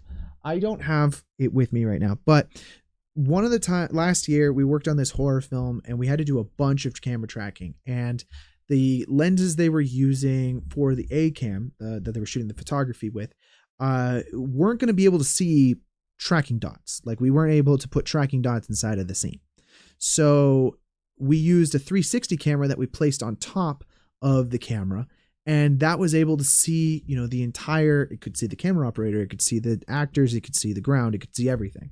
And then we put little tracking dots all over the parts of the set that we weren't going to be able to see through the A cam, but we could see on the 360 camera. Well, Synthize, you can use that to track that 360 footage and then parent that track to your A camera. And then you can then do all your CG work inside of your 3D world while getting your camera track through it. So that's something Synthize can do. Blender can't do that. I also think Blender's good, but it's not as good as something like or Nuke. Nuke X is like my favorite way of camera tracking. I always try to track things myself before I get other people to track it. I'll do a track inside of Nuke X, then I'll put that track and bring it into Blender. If that works and I get really good results, then we're done. If not, then I'll just send it off to our guys and our guys will take care of it. But yeah, so definitely there are reasons sometimes you want to take, like, yeah, I can do all of the shading inside of Blender for my CG characters and CG assets. And yeah, I mean, it's working, like, right? Like I'm doing stuff, but sometimes you want to have something a little higher quality or a little better. And that requires you to take it to a different software, such as Substance Painter or Mari. And that's all I'm saying, is that yes, sometimes softwares can do stuff. Like there's an editor inside of Blender, right? I can video edit my films inside of Blender. But as you bring up there, DaVinci Resolve, which does motion tracking, it does. But DaVinci Resolve is an editor as well. Why not use DaVinci Resolve instead of Blender? Just use DaVinci Resolve instead of Blender because it's actually made for it. Or Final Cut Pro or whatever you want to use. A Premiere or Avid or, you know, whatever strikes your fancies, go ahead and do that. All right. This is, oh, am I editing my, that's what's going on here. I need to do texture. There we go. I was like, what is going on? It's not editing my, well, that looks good, guys. Create a new one called random. I don't think I really need that for this guy, but let's just do it. Why not? Go to U, project from view, and then we take this and then we just scale it down. Sorry, that was a really long-winded answer, but I hope that helped. Let's go to these pieces here. Are these using arrays at all? They are not. Oh, this one is. Let's join these all together. And then we go into our data here. Let's call this texture.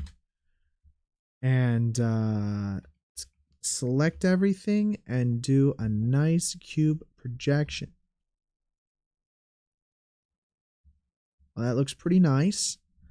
Let's go to side view here. Select everything, and then we go to a new data UV map. Call this random. And then we'll do project from view. By the way, how good is the DaVinci Resolve motion tracker? I haven't used it to export it to Blender ever. Does that work well?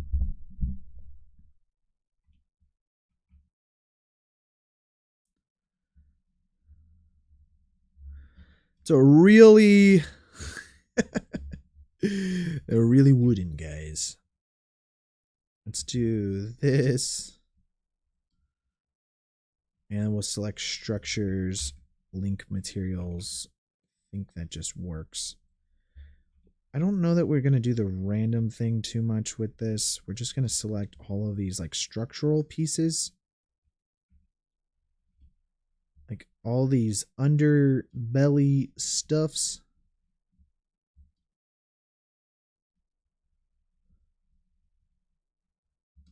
Select that middle one as well. And then again, link materials.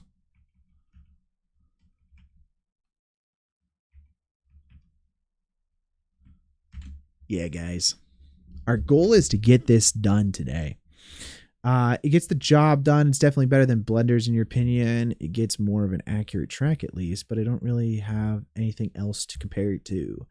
Yeah, I've used F-Track before and I've used Synthize before. And I think I liked Synthize better than F-Track. It's just expensive. I think that's the thing is like, I can't justify, I don't do that much tracking. Like, especially since I can get most of my tracking done inside of Nuke. Support is right connected to the corner. The support on the right is connected to the corner. What did I do? Support on the right. The support on the right is connected to the corner. Are you talking about this model or are you talking about something else? I have completely lost track of what I was talking about. Let's call this planks. Let's select everything and call it Smart UV Unwrap. Beautiful thing. Random 7 U project from view. Scale 0.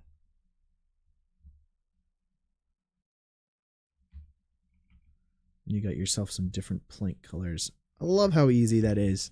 Procedural, baby. You think on the top, there is like a...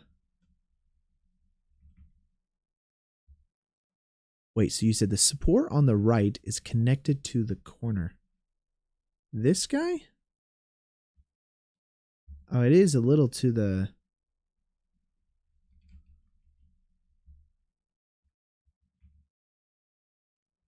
A little further out that way. Does this one need to be moved as well? Yes, I suppose.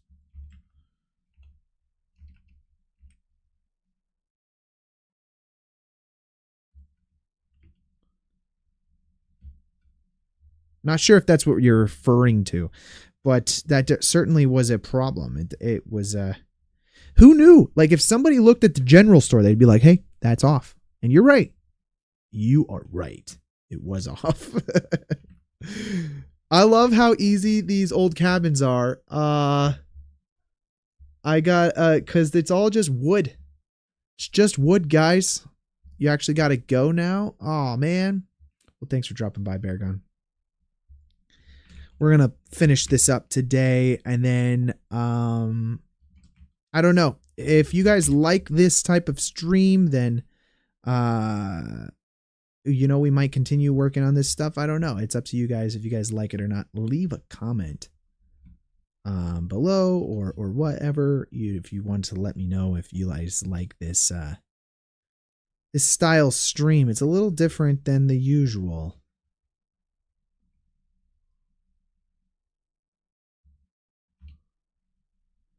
Wait, what? So this one's called, oh, that's random. And then we go project from view. Nope. Ooh, geez. I am doing everything backwards right now. So we're going to do smart UV project this. Perfect. So there's our wood planks. Random. We go to top view. You project from view. And then we grab this whole thing and we just scale them individually down to that. And then we go to medium point and scale that up. Do you think AI will take hundreds of animators' jobs in the next 5 years? Like, I know it's not the best right now, but it's getting crazy with the things it can do. I'm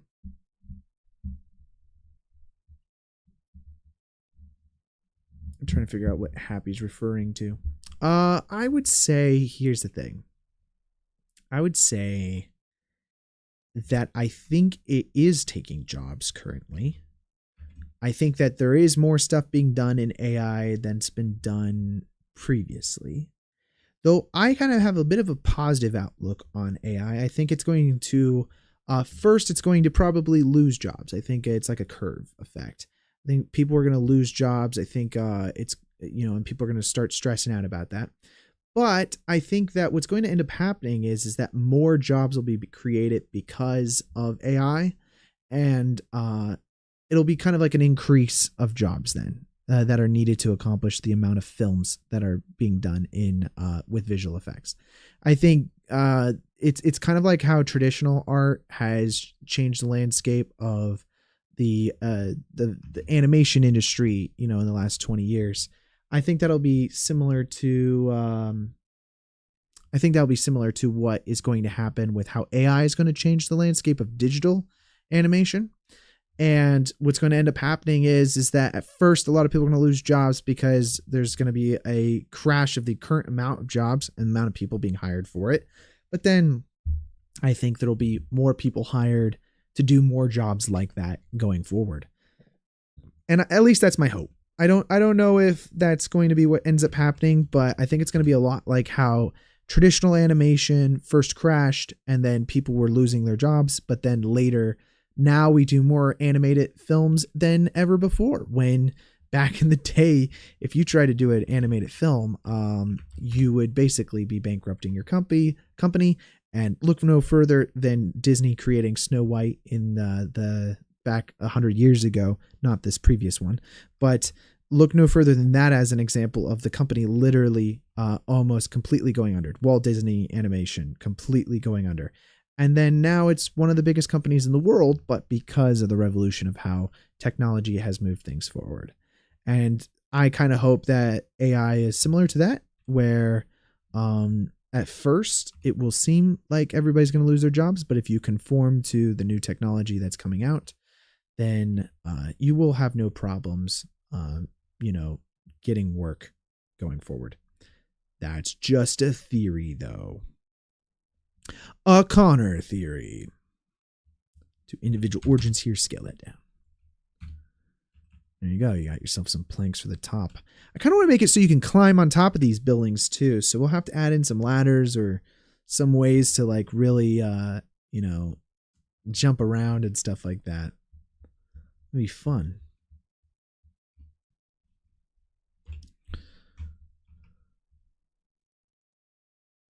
Let's link that material. I think we've got all those wood structures. What is this? Oh, is this like, did I mess that part of the wall?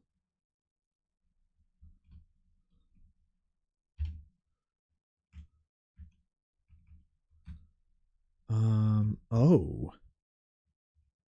Array. Get rid of their arrays. And then we'll go into our UV maps, texture, and random. Getting a lot of hundreds in the chat. What's going on right now? 100% Connor's wrong about the is that what's going on? 100% Connor's wrong about the future of the AI in the industry. Hey, I'm willing to admit that it's very possible that I'm just off my rocker.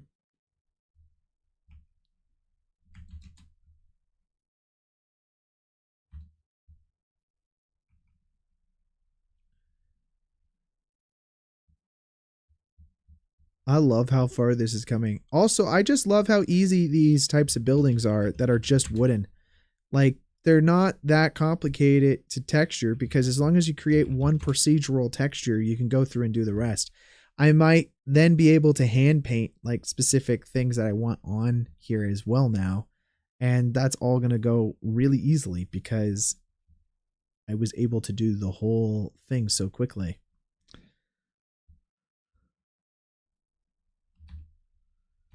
Oh my goodness.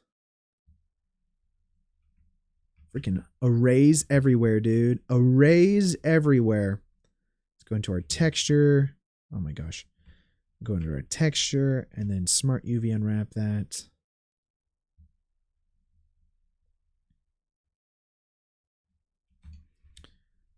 And then go into our random. And then use project from view, I think.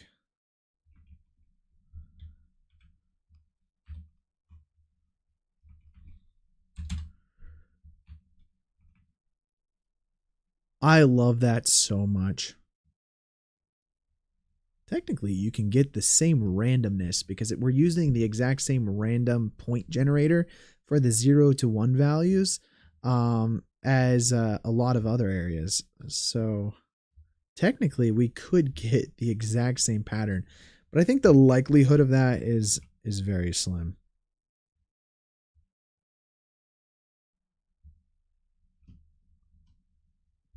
What's on the roof of these buildings? Are there Orlando Caicedo? Is your exclamation mark upside down? It's the other way. And honestly, the command might not work because you're using the exclamation mark from a different keyboard. It's the English exclamation mark, which might not make it do anything. Just an FYI.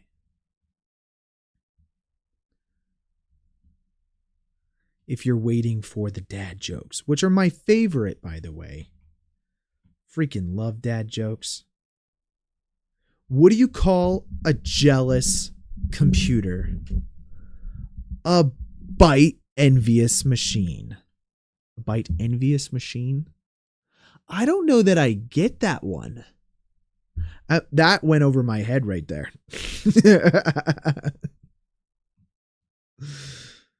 It went over my head. Is this an array? Yes. Let's do structural supports on this one. Smart UV project it. Oh, whoops. Call it texture. That was actually funny. Are you a dad? I am not a dad, so maybe that's why I don't get the joke. That's the reason why I don't get the joke. Let's do random here. I'd love to point out, by the way, guys, that I've gotten more consistent viewers on this stream than I've ever gotten before, and it's on something that's not even visual effects oriented. So maybe creating video game assets is what this channel needs more of.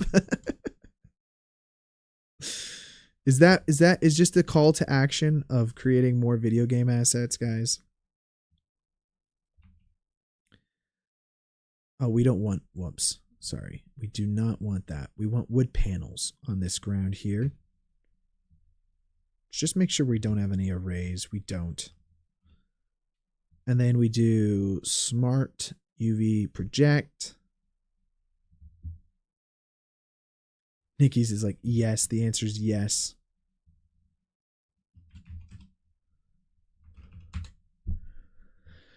And then random.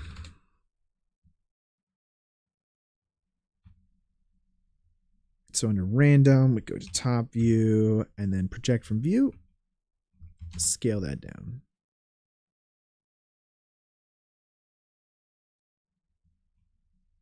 I like to scale these up. It increases the randomness that the colors could be. I don't think you have to worry about jobs in the future because we're all going to be terminated by the Terminator. Yeah, probably. You know what? You heard it here first, folks.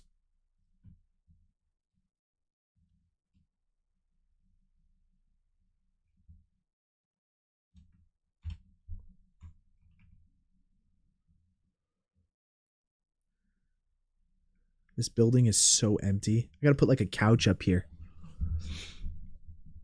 I'm gonna put it like a couch or something.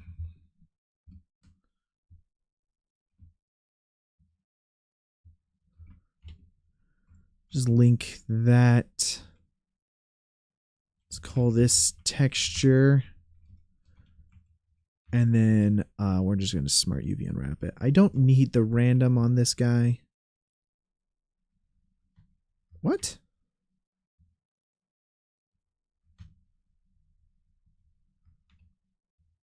Q projection? What is going on in this one?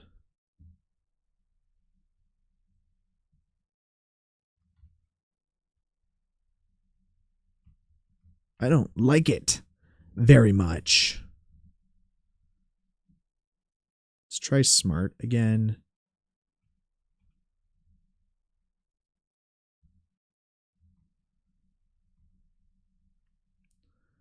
Need to preview it if we can. I'm not getting a very good angle on it. Scale Y. Scale X. Scale down. Scale X. Scale Y.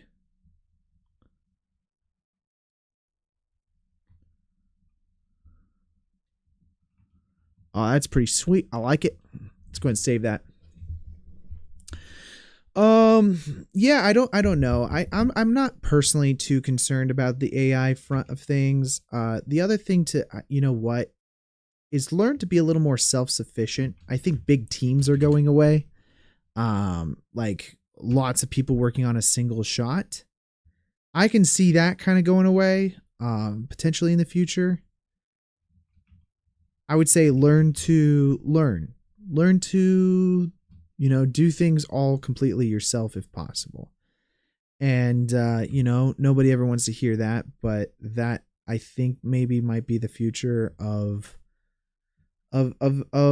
just, you know, game development, of visual effects, of filmmaking, of being a director or writing or producing or anything like that. I think a lot of it's going to turn to teammate working with large scale teams. I might see going away, because what AI really does really well is it gives the power to everybody to do their own thing, you know, and that's kind of cool. Actually, it kind of gives this really cool way of like anybody. You could be a kid in the middle of nowhere with no access to you know, large teams or money or anything like that, and you can all make your own Marvel movies, you know, and that's fun. Like, but that also means that I can see that creating a difference in that in the future,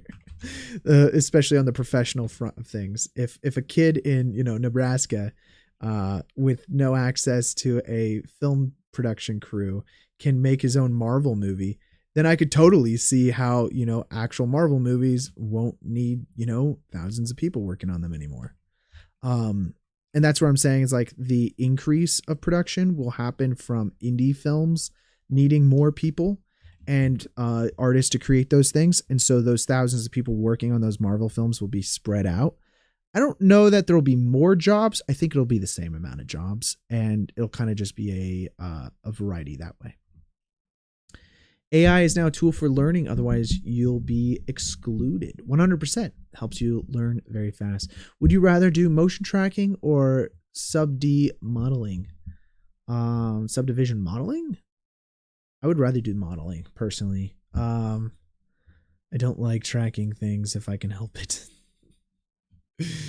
But you know what? As I said, we all have to start to do everything more ourselves. So maybe I can't be picky anymore. maybe I just need to be a team player. Like the small teams of people, I wonder if those will just, like, I work on a small company, a small boutique studio. Do I foresee the company I work for changing very much in the coming years? Honestly, probably not. We already do quite a bit of this stuff ourselves without, other people. So I could see that not really changing too much.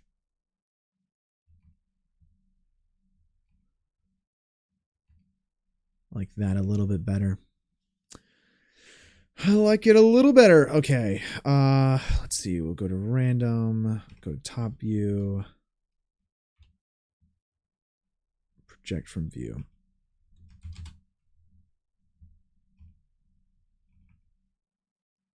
Oh, I like that.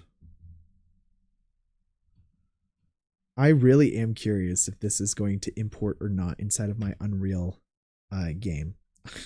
I very much doubt it, honestly, but it's worth a try.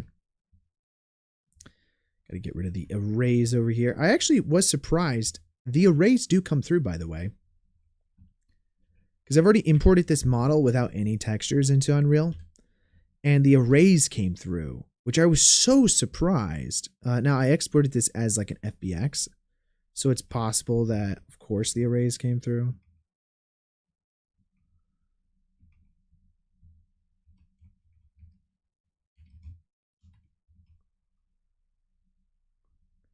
Very slight.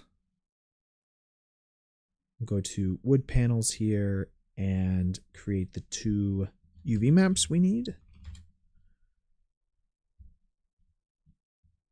But yeah, I think small teams will stay pretty similar to what they already are. A lot of the times I end up doing everything, so we'll use like 2D assets already. So rather than AI, we've previously just been using like action VFX assets, and then we'll comp in action VFX assets into like an explosion shot or something like that. And yeah, there are limitations to it in comparison to just getting like an actual 3D model, or not a 3D model, but like an actual explosion done with like a sim artist and things like that. So there are limitations as to what you can do. But honestly, over the years, you kind of get away with that kind of stuff. A lot of the productions you're working on know those limitations. And so then there's not really a problem when it comes to any of that. But then, I could see with AI and stuff like that, that fixes a lot of those problems. Now you don't have an issue where there's you can't go as far with an explosion or a sim or whatever it is. Now you can do those things. You still have to composite those shots. You still gotta have an artist driving those shots. And that's where I said, try to learn to be self-sufficient, because what'll end up happening is you're going to be more in a position as an artist to do everything. And that just requires more work, on the part of a compositor. Let's use wood structures here. Go to our texture map here. And smart UV project this. That looks pretty good. I don't think we need randomize on that. Just apply all of our arrays. You know me, I like my arrays.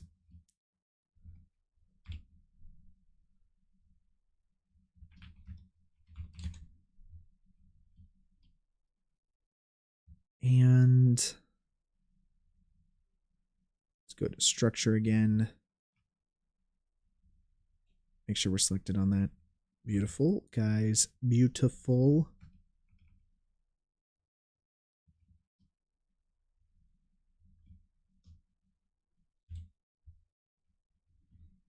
Need all of these? These have arrays as well? They do. What the heck, guys?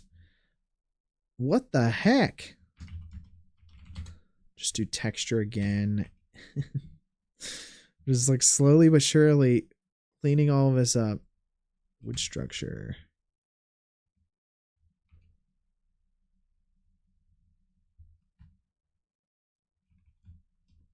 I'm going to have to add in like a back wall here. I don't like, what is this? Oh dear. I did it wrong. That's what happened. Yeah, no wonder the back wall looks so bad. Let's unwrap that. So there we go. There we got our texture. And then we go to our random. And we'll go to the back wall. With random selected, we do project from view. We'll scale everything up. That's fine. And then scale it to 0 on individual origins. I was like, what is wrong with that back wall? It looks terrible. I'm going to use the regular planks on this as well. Or should I use the dark structure ones? Probably regular panel planks. Oh my gosh, these arrays, man.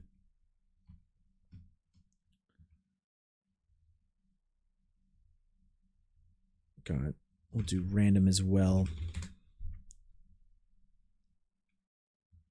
Let's do smart UV project. Okay, that looks good. And then now, this is where the cool part is. Let's go to the side view here, the front. Yeah. And then selecting random, project from view.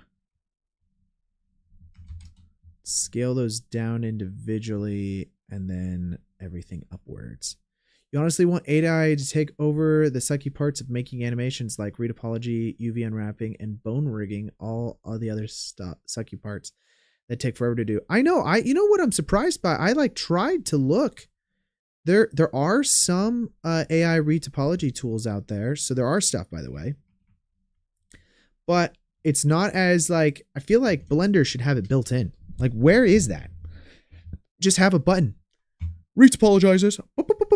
And it does its thing. Like, why is that not like a very common tool? We have all of these other AI tools that are coming in now for like a lot of the creative aspects of animation and stuff. And what I really want is retopology. I just need retopology, man. I don't need the rest of it. You can keep the rest of it. All right, that's fine. I'll probably change the name of this later. Let's call this texture.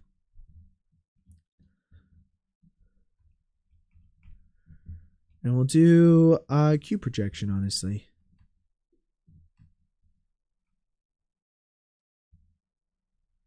And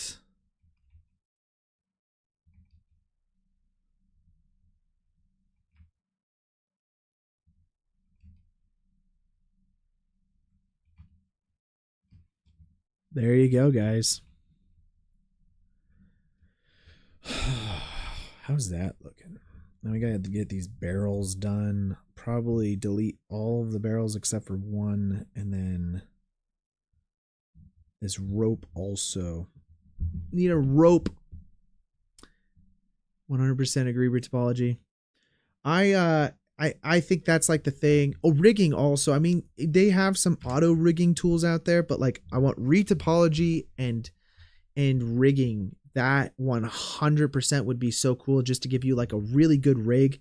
Maybe also automate some of the blend shapes on the face. That would be nice. Rather than, you know, it gives you some expressions maybe, and then you can go from there and customize them. I think that would be cool for animation. Though, and I get that's a little more of a creative thing, but I could see that being like the one creative tool that it does do as well.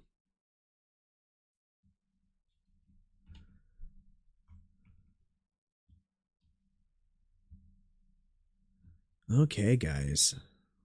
Honestly, not bad. Not bad. Let's do this barrel. We'll do one of the barrels. So we'll just delete these barrels real quick. We don't need all of them. We just want one.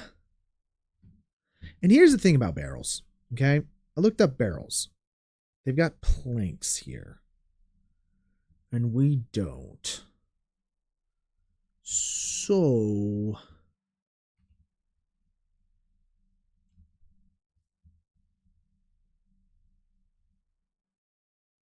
yeah.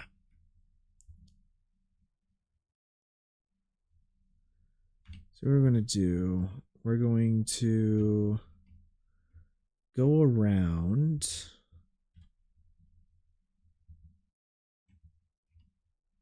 and we're just gonna every other it.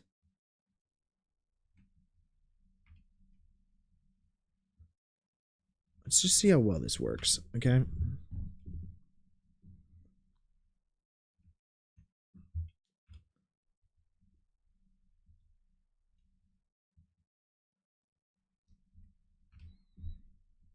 Oh, you know what? I maybe didn't want to do that way. That's fine. We'll do it this way. Doesn't matter. I'm doing it my way.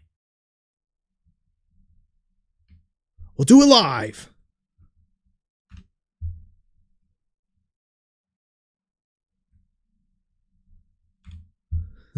Glad I found you. We're in the exact same trenches. Let's go. Teamwork makes the dream work.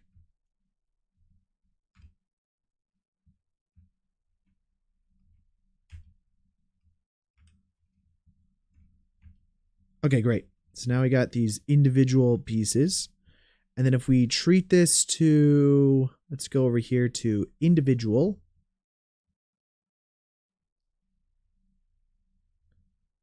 Let's extrude outwards. Scale it out. Like so. Scale it down. There you go. We got ourselves a nice looking, I don't know. But it's a 900 that I made. So I like it. And then let's go to cursor to selected. I got an idea though. We've got ideas. We've got a lot of ideas. It's about the execution of those ideas that's the problem. Create a circle.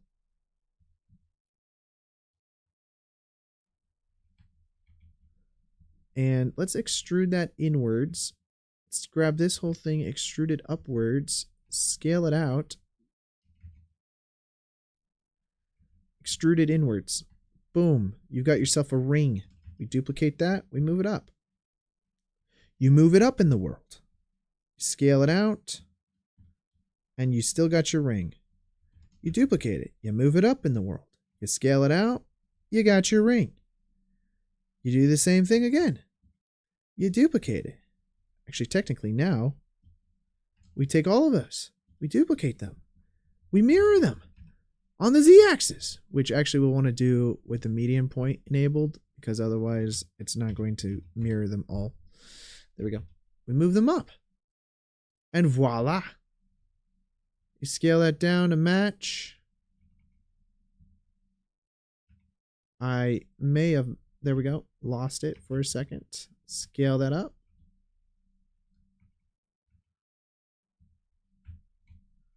Scale it up.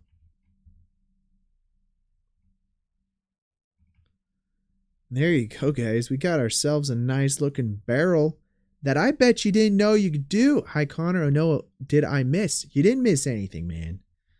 I mean, you missed stuff, but we're still in the trenches, all right, as we say. We'll just join all these together.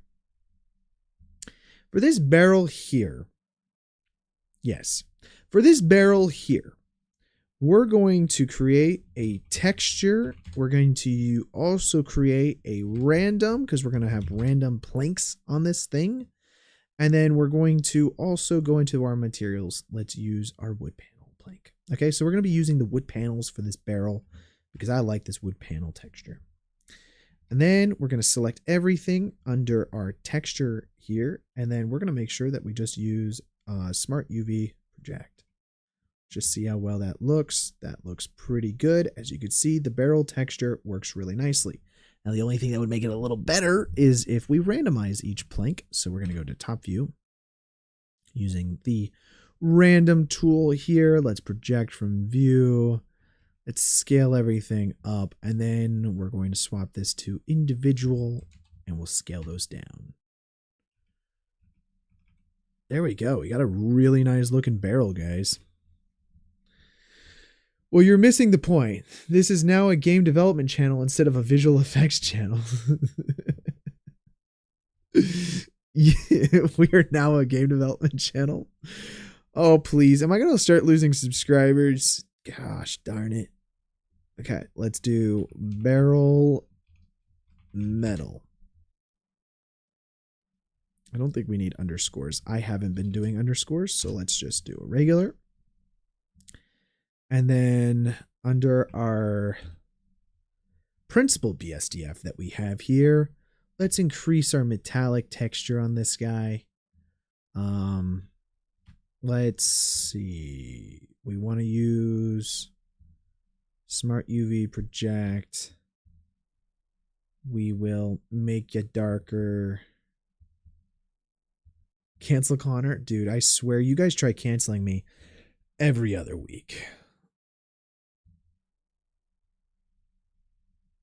Let's do a shade auto smooth.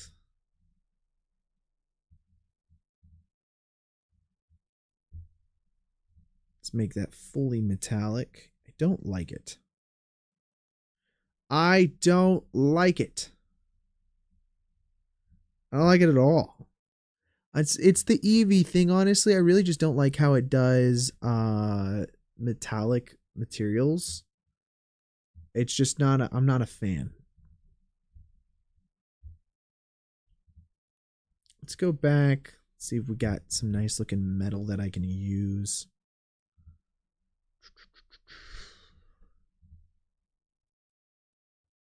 Rusty metal? Sure. We got a rusty barrel. What does our rusty barrel have inside of it? Is it alcoholic? Is it water?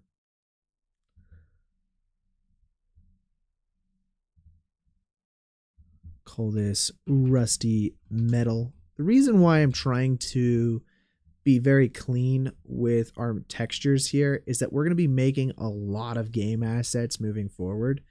And I don't want to lose track of what I have. Because you can very easily do that. Yeah, we'll use metal, normals, and roughness. So what do we got for our base color? Let's drop that in there.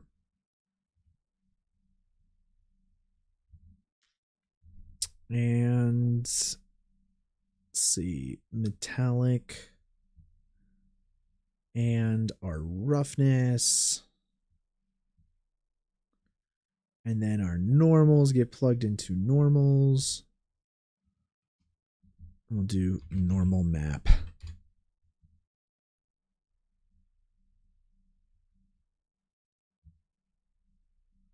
Not quite. I might get rid of the base texture.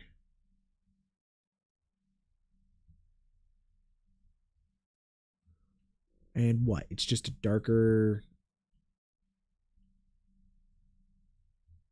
It's a darker. Let's use color ramps.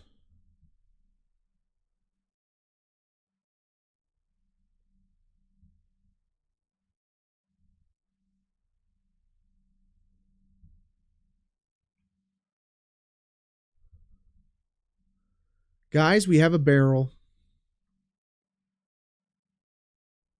Kind of works. I don't like Eevee. I just don't like Eevee, guys. Sorry. It's just what it is. I struggle with like metal, glass, like those types of things inside of Eevee. And I know.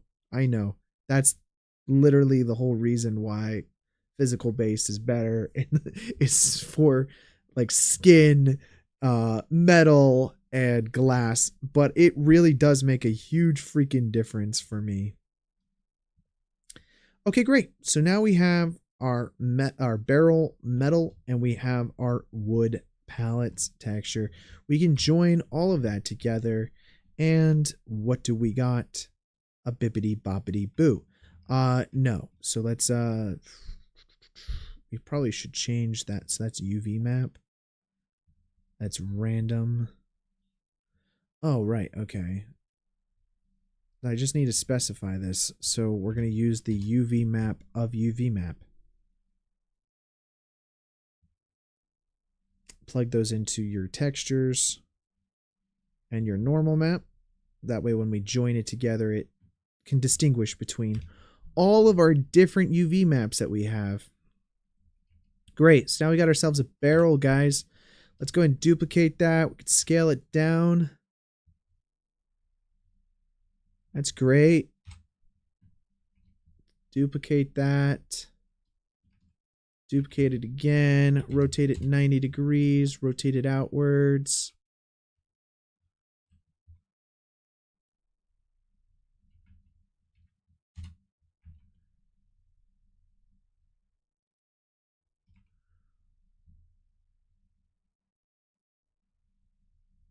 Honestly, guys, I am pretty pleased with how this has turned out. I'm a little concerned that this is not going to import now because I really like the way it looks. Honestly, watch Blender Guru's video. Everything you hate about Eevee is fixed with that video, materials and everything else. Okay, will do. All right, this is the last thing to texture. And then we're going to watch Blender Guru. No, I'm just kidding. We're not going to watch that on stream. We're watching it on stream, boys. Yeah, I'm sure I've just gotten so used to doing things, oh my gosh, do I always have to do that? I want wave texture. I don't even know if this is the best way to do rope. Let's take this and then we say, I actually don't know if I want to do this. Yeah, let's get rid of the rope for right now because I have a feeling I'm going to want this to be interactive and I can't really do that in a 3D model super easily. So let's just say that's our 3D model, guys.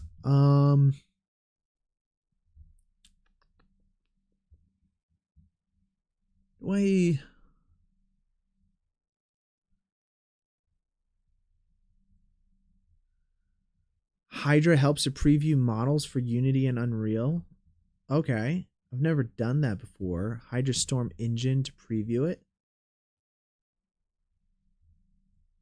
Okay, this is the way I've been doing it, and I don't know if this is the best way to do it. So what we're going to do is we're going to export this as a FBX file. So let's do that real quick. What are these? Let's throw that under the collection of that. Let's disable our ground. Yeah, disabling our ground. And then let's go to File, Export, FBX. And then we'll call this Asset Building version 3 and then we'll only do visible objects. Let's see, animation, apply transforms. Patch operator presets.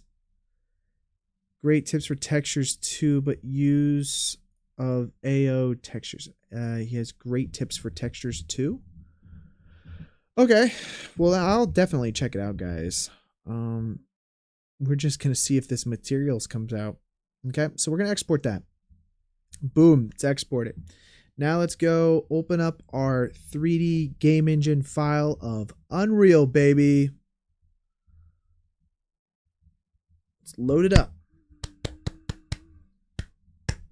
I want to remind all of you guys that are new here, I do have a Patreon and I'm going to be uploading all of our project files to Patreon. So you can download the Blender files, FBX files, and all that stuff that I create for this stuff, but also all my other live streams. And that's going to be on my Patreon. Link is in the description below.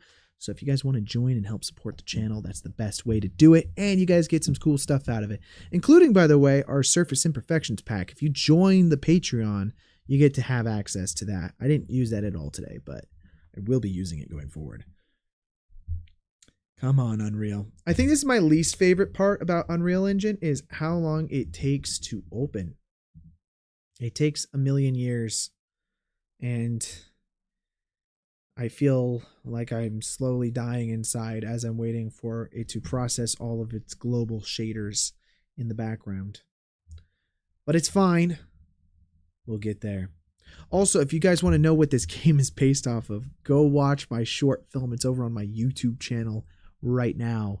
And I had a lot of fun making that short film. And now it's finally, I released it on the YouTubes.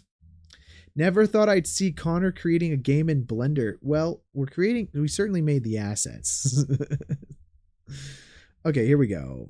So let's go to our maps that we have. We have this blank map that I've been using to test everything inside of. I'm just going to, I have my building here. I'm probably going to just select the whole building and then delete it. I think that's the easiest way to do this. And then now if I go over to my models, I have their FBX. I'm going to create a new folder for this. Let's create a new folder. Building 01 V3. And I'm going to import our FBX model now. Let's see if it brings the textures in. I highly doubt it. I know that there's ways to do it. I'm just not quite sure how yet. So we'll get there. We'll get there, guys. All right, so assets, probably 3D, and then we've got our version 3 right here. I'm going to just drag that over, and it's going to import everything. I'm going to keep default settings for right now, though. Ooh, textures. Detect normal map textures. Import UDIMs. Import textures. Import! Let's see if this works, guys. I doubt it. Like, it got Rusty Metal 4. It's got stuff. It's got things. It did stuff. Okay, great. Here's our whole thing. I don't have high hopes right now. That does not look correct.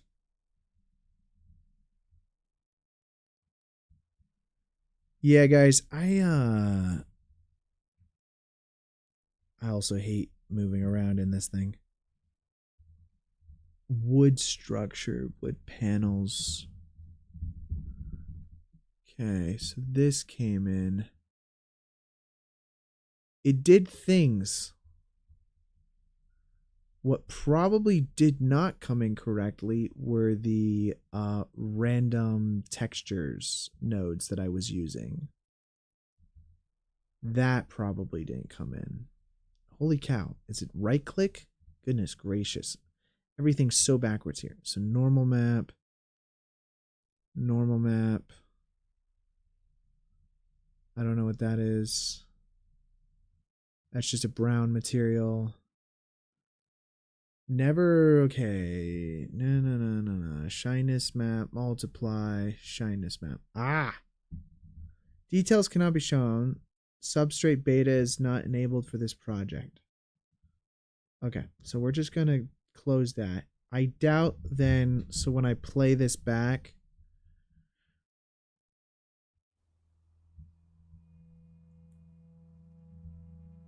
my house isn't even here.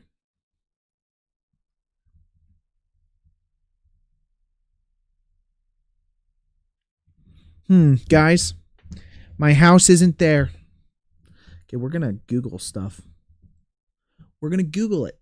That's what we're gonna do. Import EV textures from Blender to Unreal. Export your model as an FBX file and then recreate the materials within Unreal. EV materials and their nodes don't directly translate, so you have to rebuild them. No! What is the most automated bake way of importing Blender to Eevee? Sorry, not Blender, not to Eevee. Not to Eevee, Unreal Engine.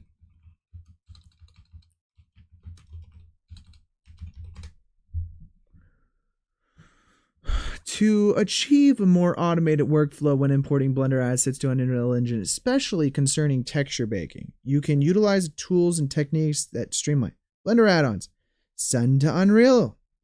There's only way to export models from Blender to Unreal Engine. It can handle a mesh export and materials assignment, although you may need to make some adjustments in Unreal since Blender's shading system, BDS, differs from the Unreal's physical-based render system. Texture Baking Assistant. The Blender add-on simplifies the baking process within Blender.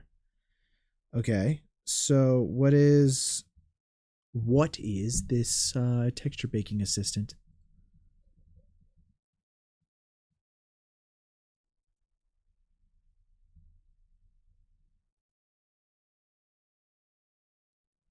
I'm gonna have to look into this.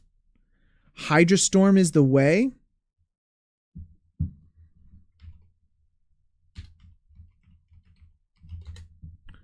Hydrastorm. I don't know what I'm looking at here. Hydrastorm 3D model Blender to Unreal. In less than 3 minutes. Exporting a 3D model, specifically a skeletal mesh from Blender to Unreal Engine, involves a few key steps and settings to ensure smooth transfer, especially if you're dealing with animations and textures. While Hydrastorm is render related to USD compatible and previewing assets within Blender, the general process for transferring a mesh includes one created in Blender and using Hydra.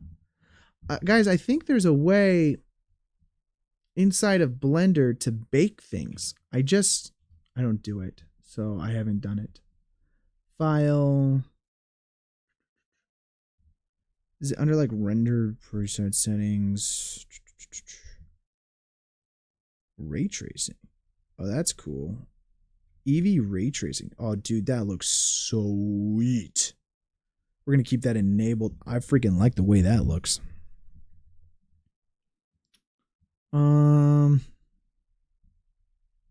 Let me do some research on it. I'm going to look into Hydrastorm. We're going to do some research on it, guys. If you guys want these project files here, this building, wow, this actually looks really good with ray tracing turned on in Eevee. I'm not going to lie. But if you guys want access to these files, that'll be on the Patreon. And of course, I will probably be streaming next week. I got to figure out what my schedule is. I'm not going to lie. My schedule's going to be a little hectic. I'm going to be in London for the next month and a half, taking all of my stuff to do streaming this time. Last year, I was in Atlanta, and I didn't bring everything with me. So it was going to be like a real nightmare. I think the only thing that I definitely might not bring with me is this microphone. I have a headset, so we're going back to the old headset, boys. The old headset's back, all right? But I want to give a special shout out to these wonderful Patreon subscribers right here. And if you guys would like access to all these project files, then of course the link to that is in the description. I'm going to figure out this baking situation here, and we will be able to get our thing over into Unreal, guaranteed. There is a way. The middle support is not the center, or not the problem. I would agree. I'm wondering if it's not necessarily the problem is not that I need to take it into Hydrastorm. I think I might need to either bake it, because right now I'm using these noise textures, and I think these noise textures that it's generating noise with inside of my shader panel here are not transferring. So if I can bake that down to just 2D images, I know the UV maps are coming through. I know all that stuff's coming through. So if I can do that, then I think we're chilling. I just got to figure out the best way to do that, because I've never really gone from Blender to Unreal. But once we figure out a really solid workflow, I think that this is going to be a lot easier moving forward. But hey, guys, thank you so much for watching today's live stream. I really appreciate you guys dropping in, and made it a lot of fun. We had a good time. If good stream, see you next time. I'm really glad to meet a new game developer streamer. Yes, sir. We are the #1 game development streamer on the planet. I'm just kidding. But oh my god, it's ending. Yeah, it is. It is. I've been streaming for I guess 2 hours now, which I think is like a pretty good stream size for me. I like doing these like 2 to 3 hour streams. But hey guys, you guys have a good one. I will try to stream next week. No promises. I'll keep you guys updated on the Discord, and we'll talk about that moving forward. But anyways, see you guys later. Talk soon.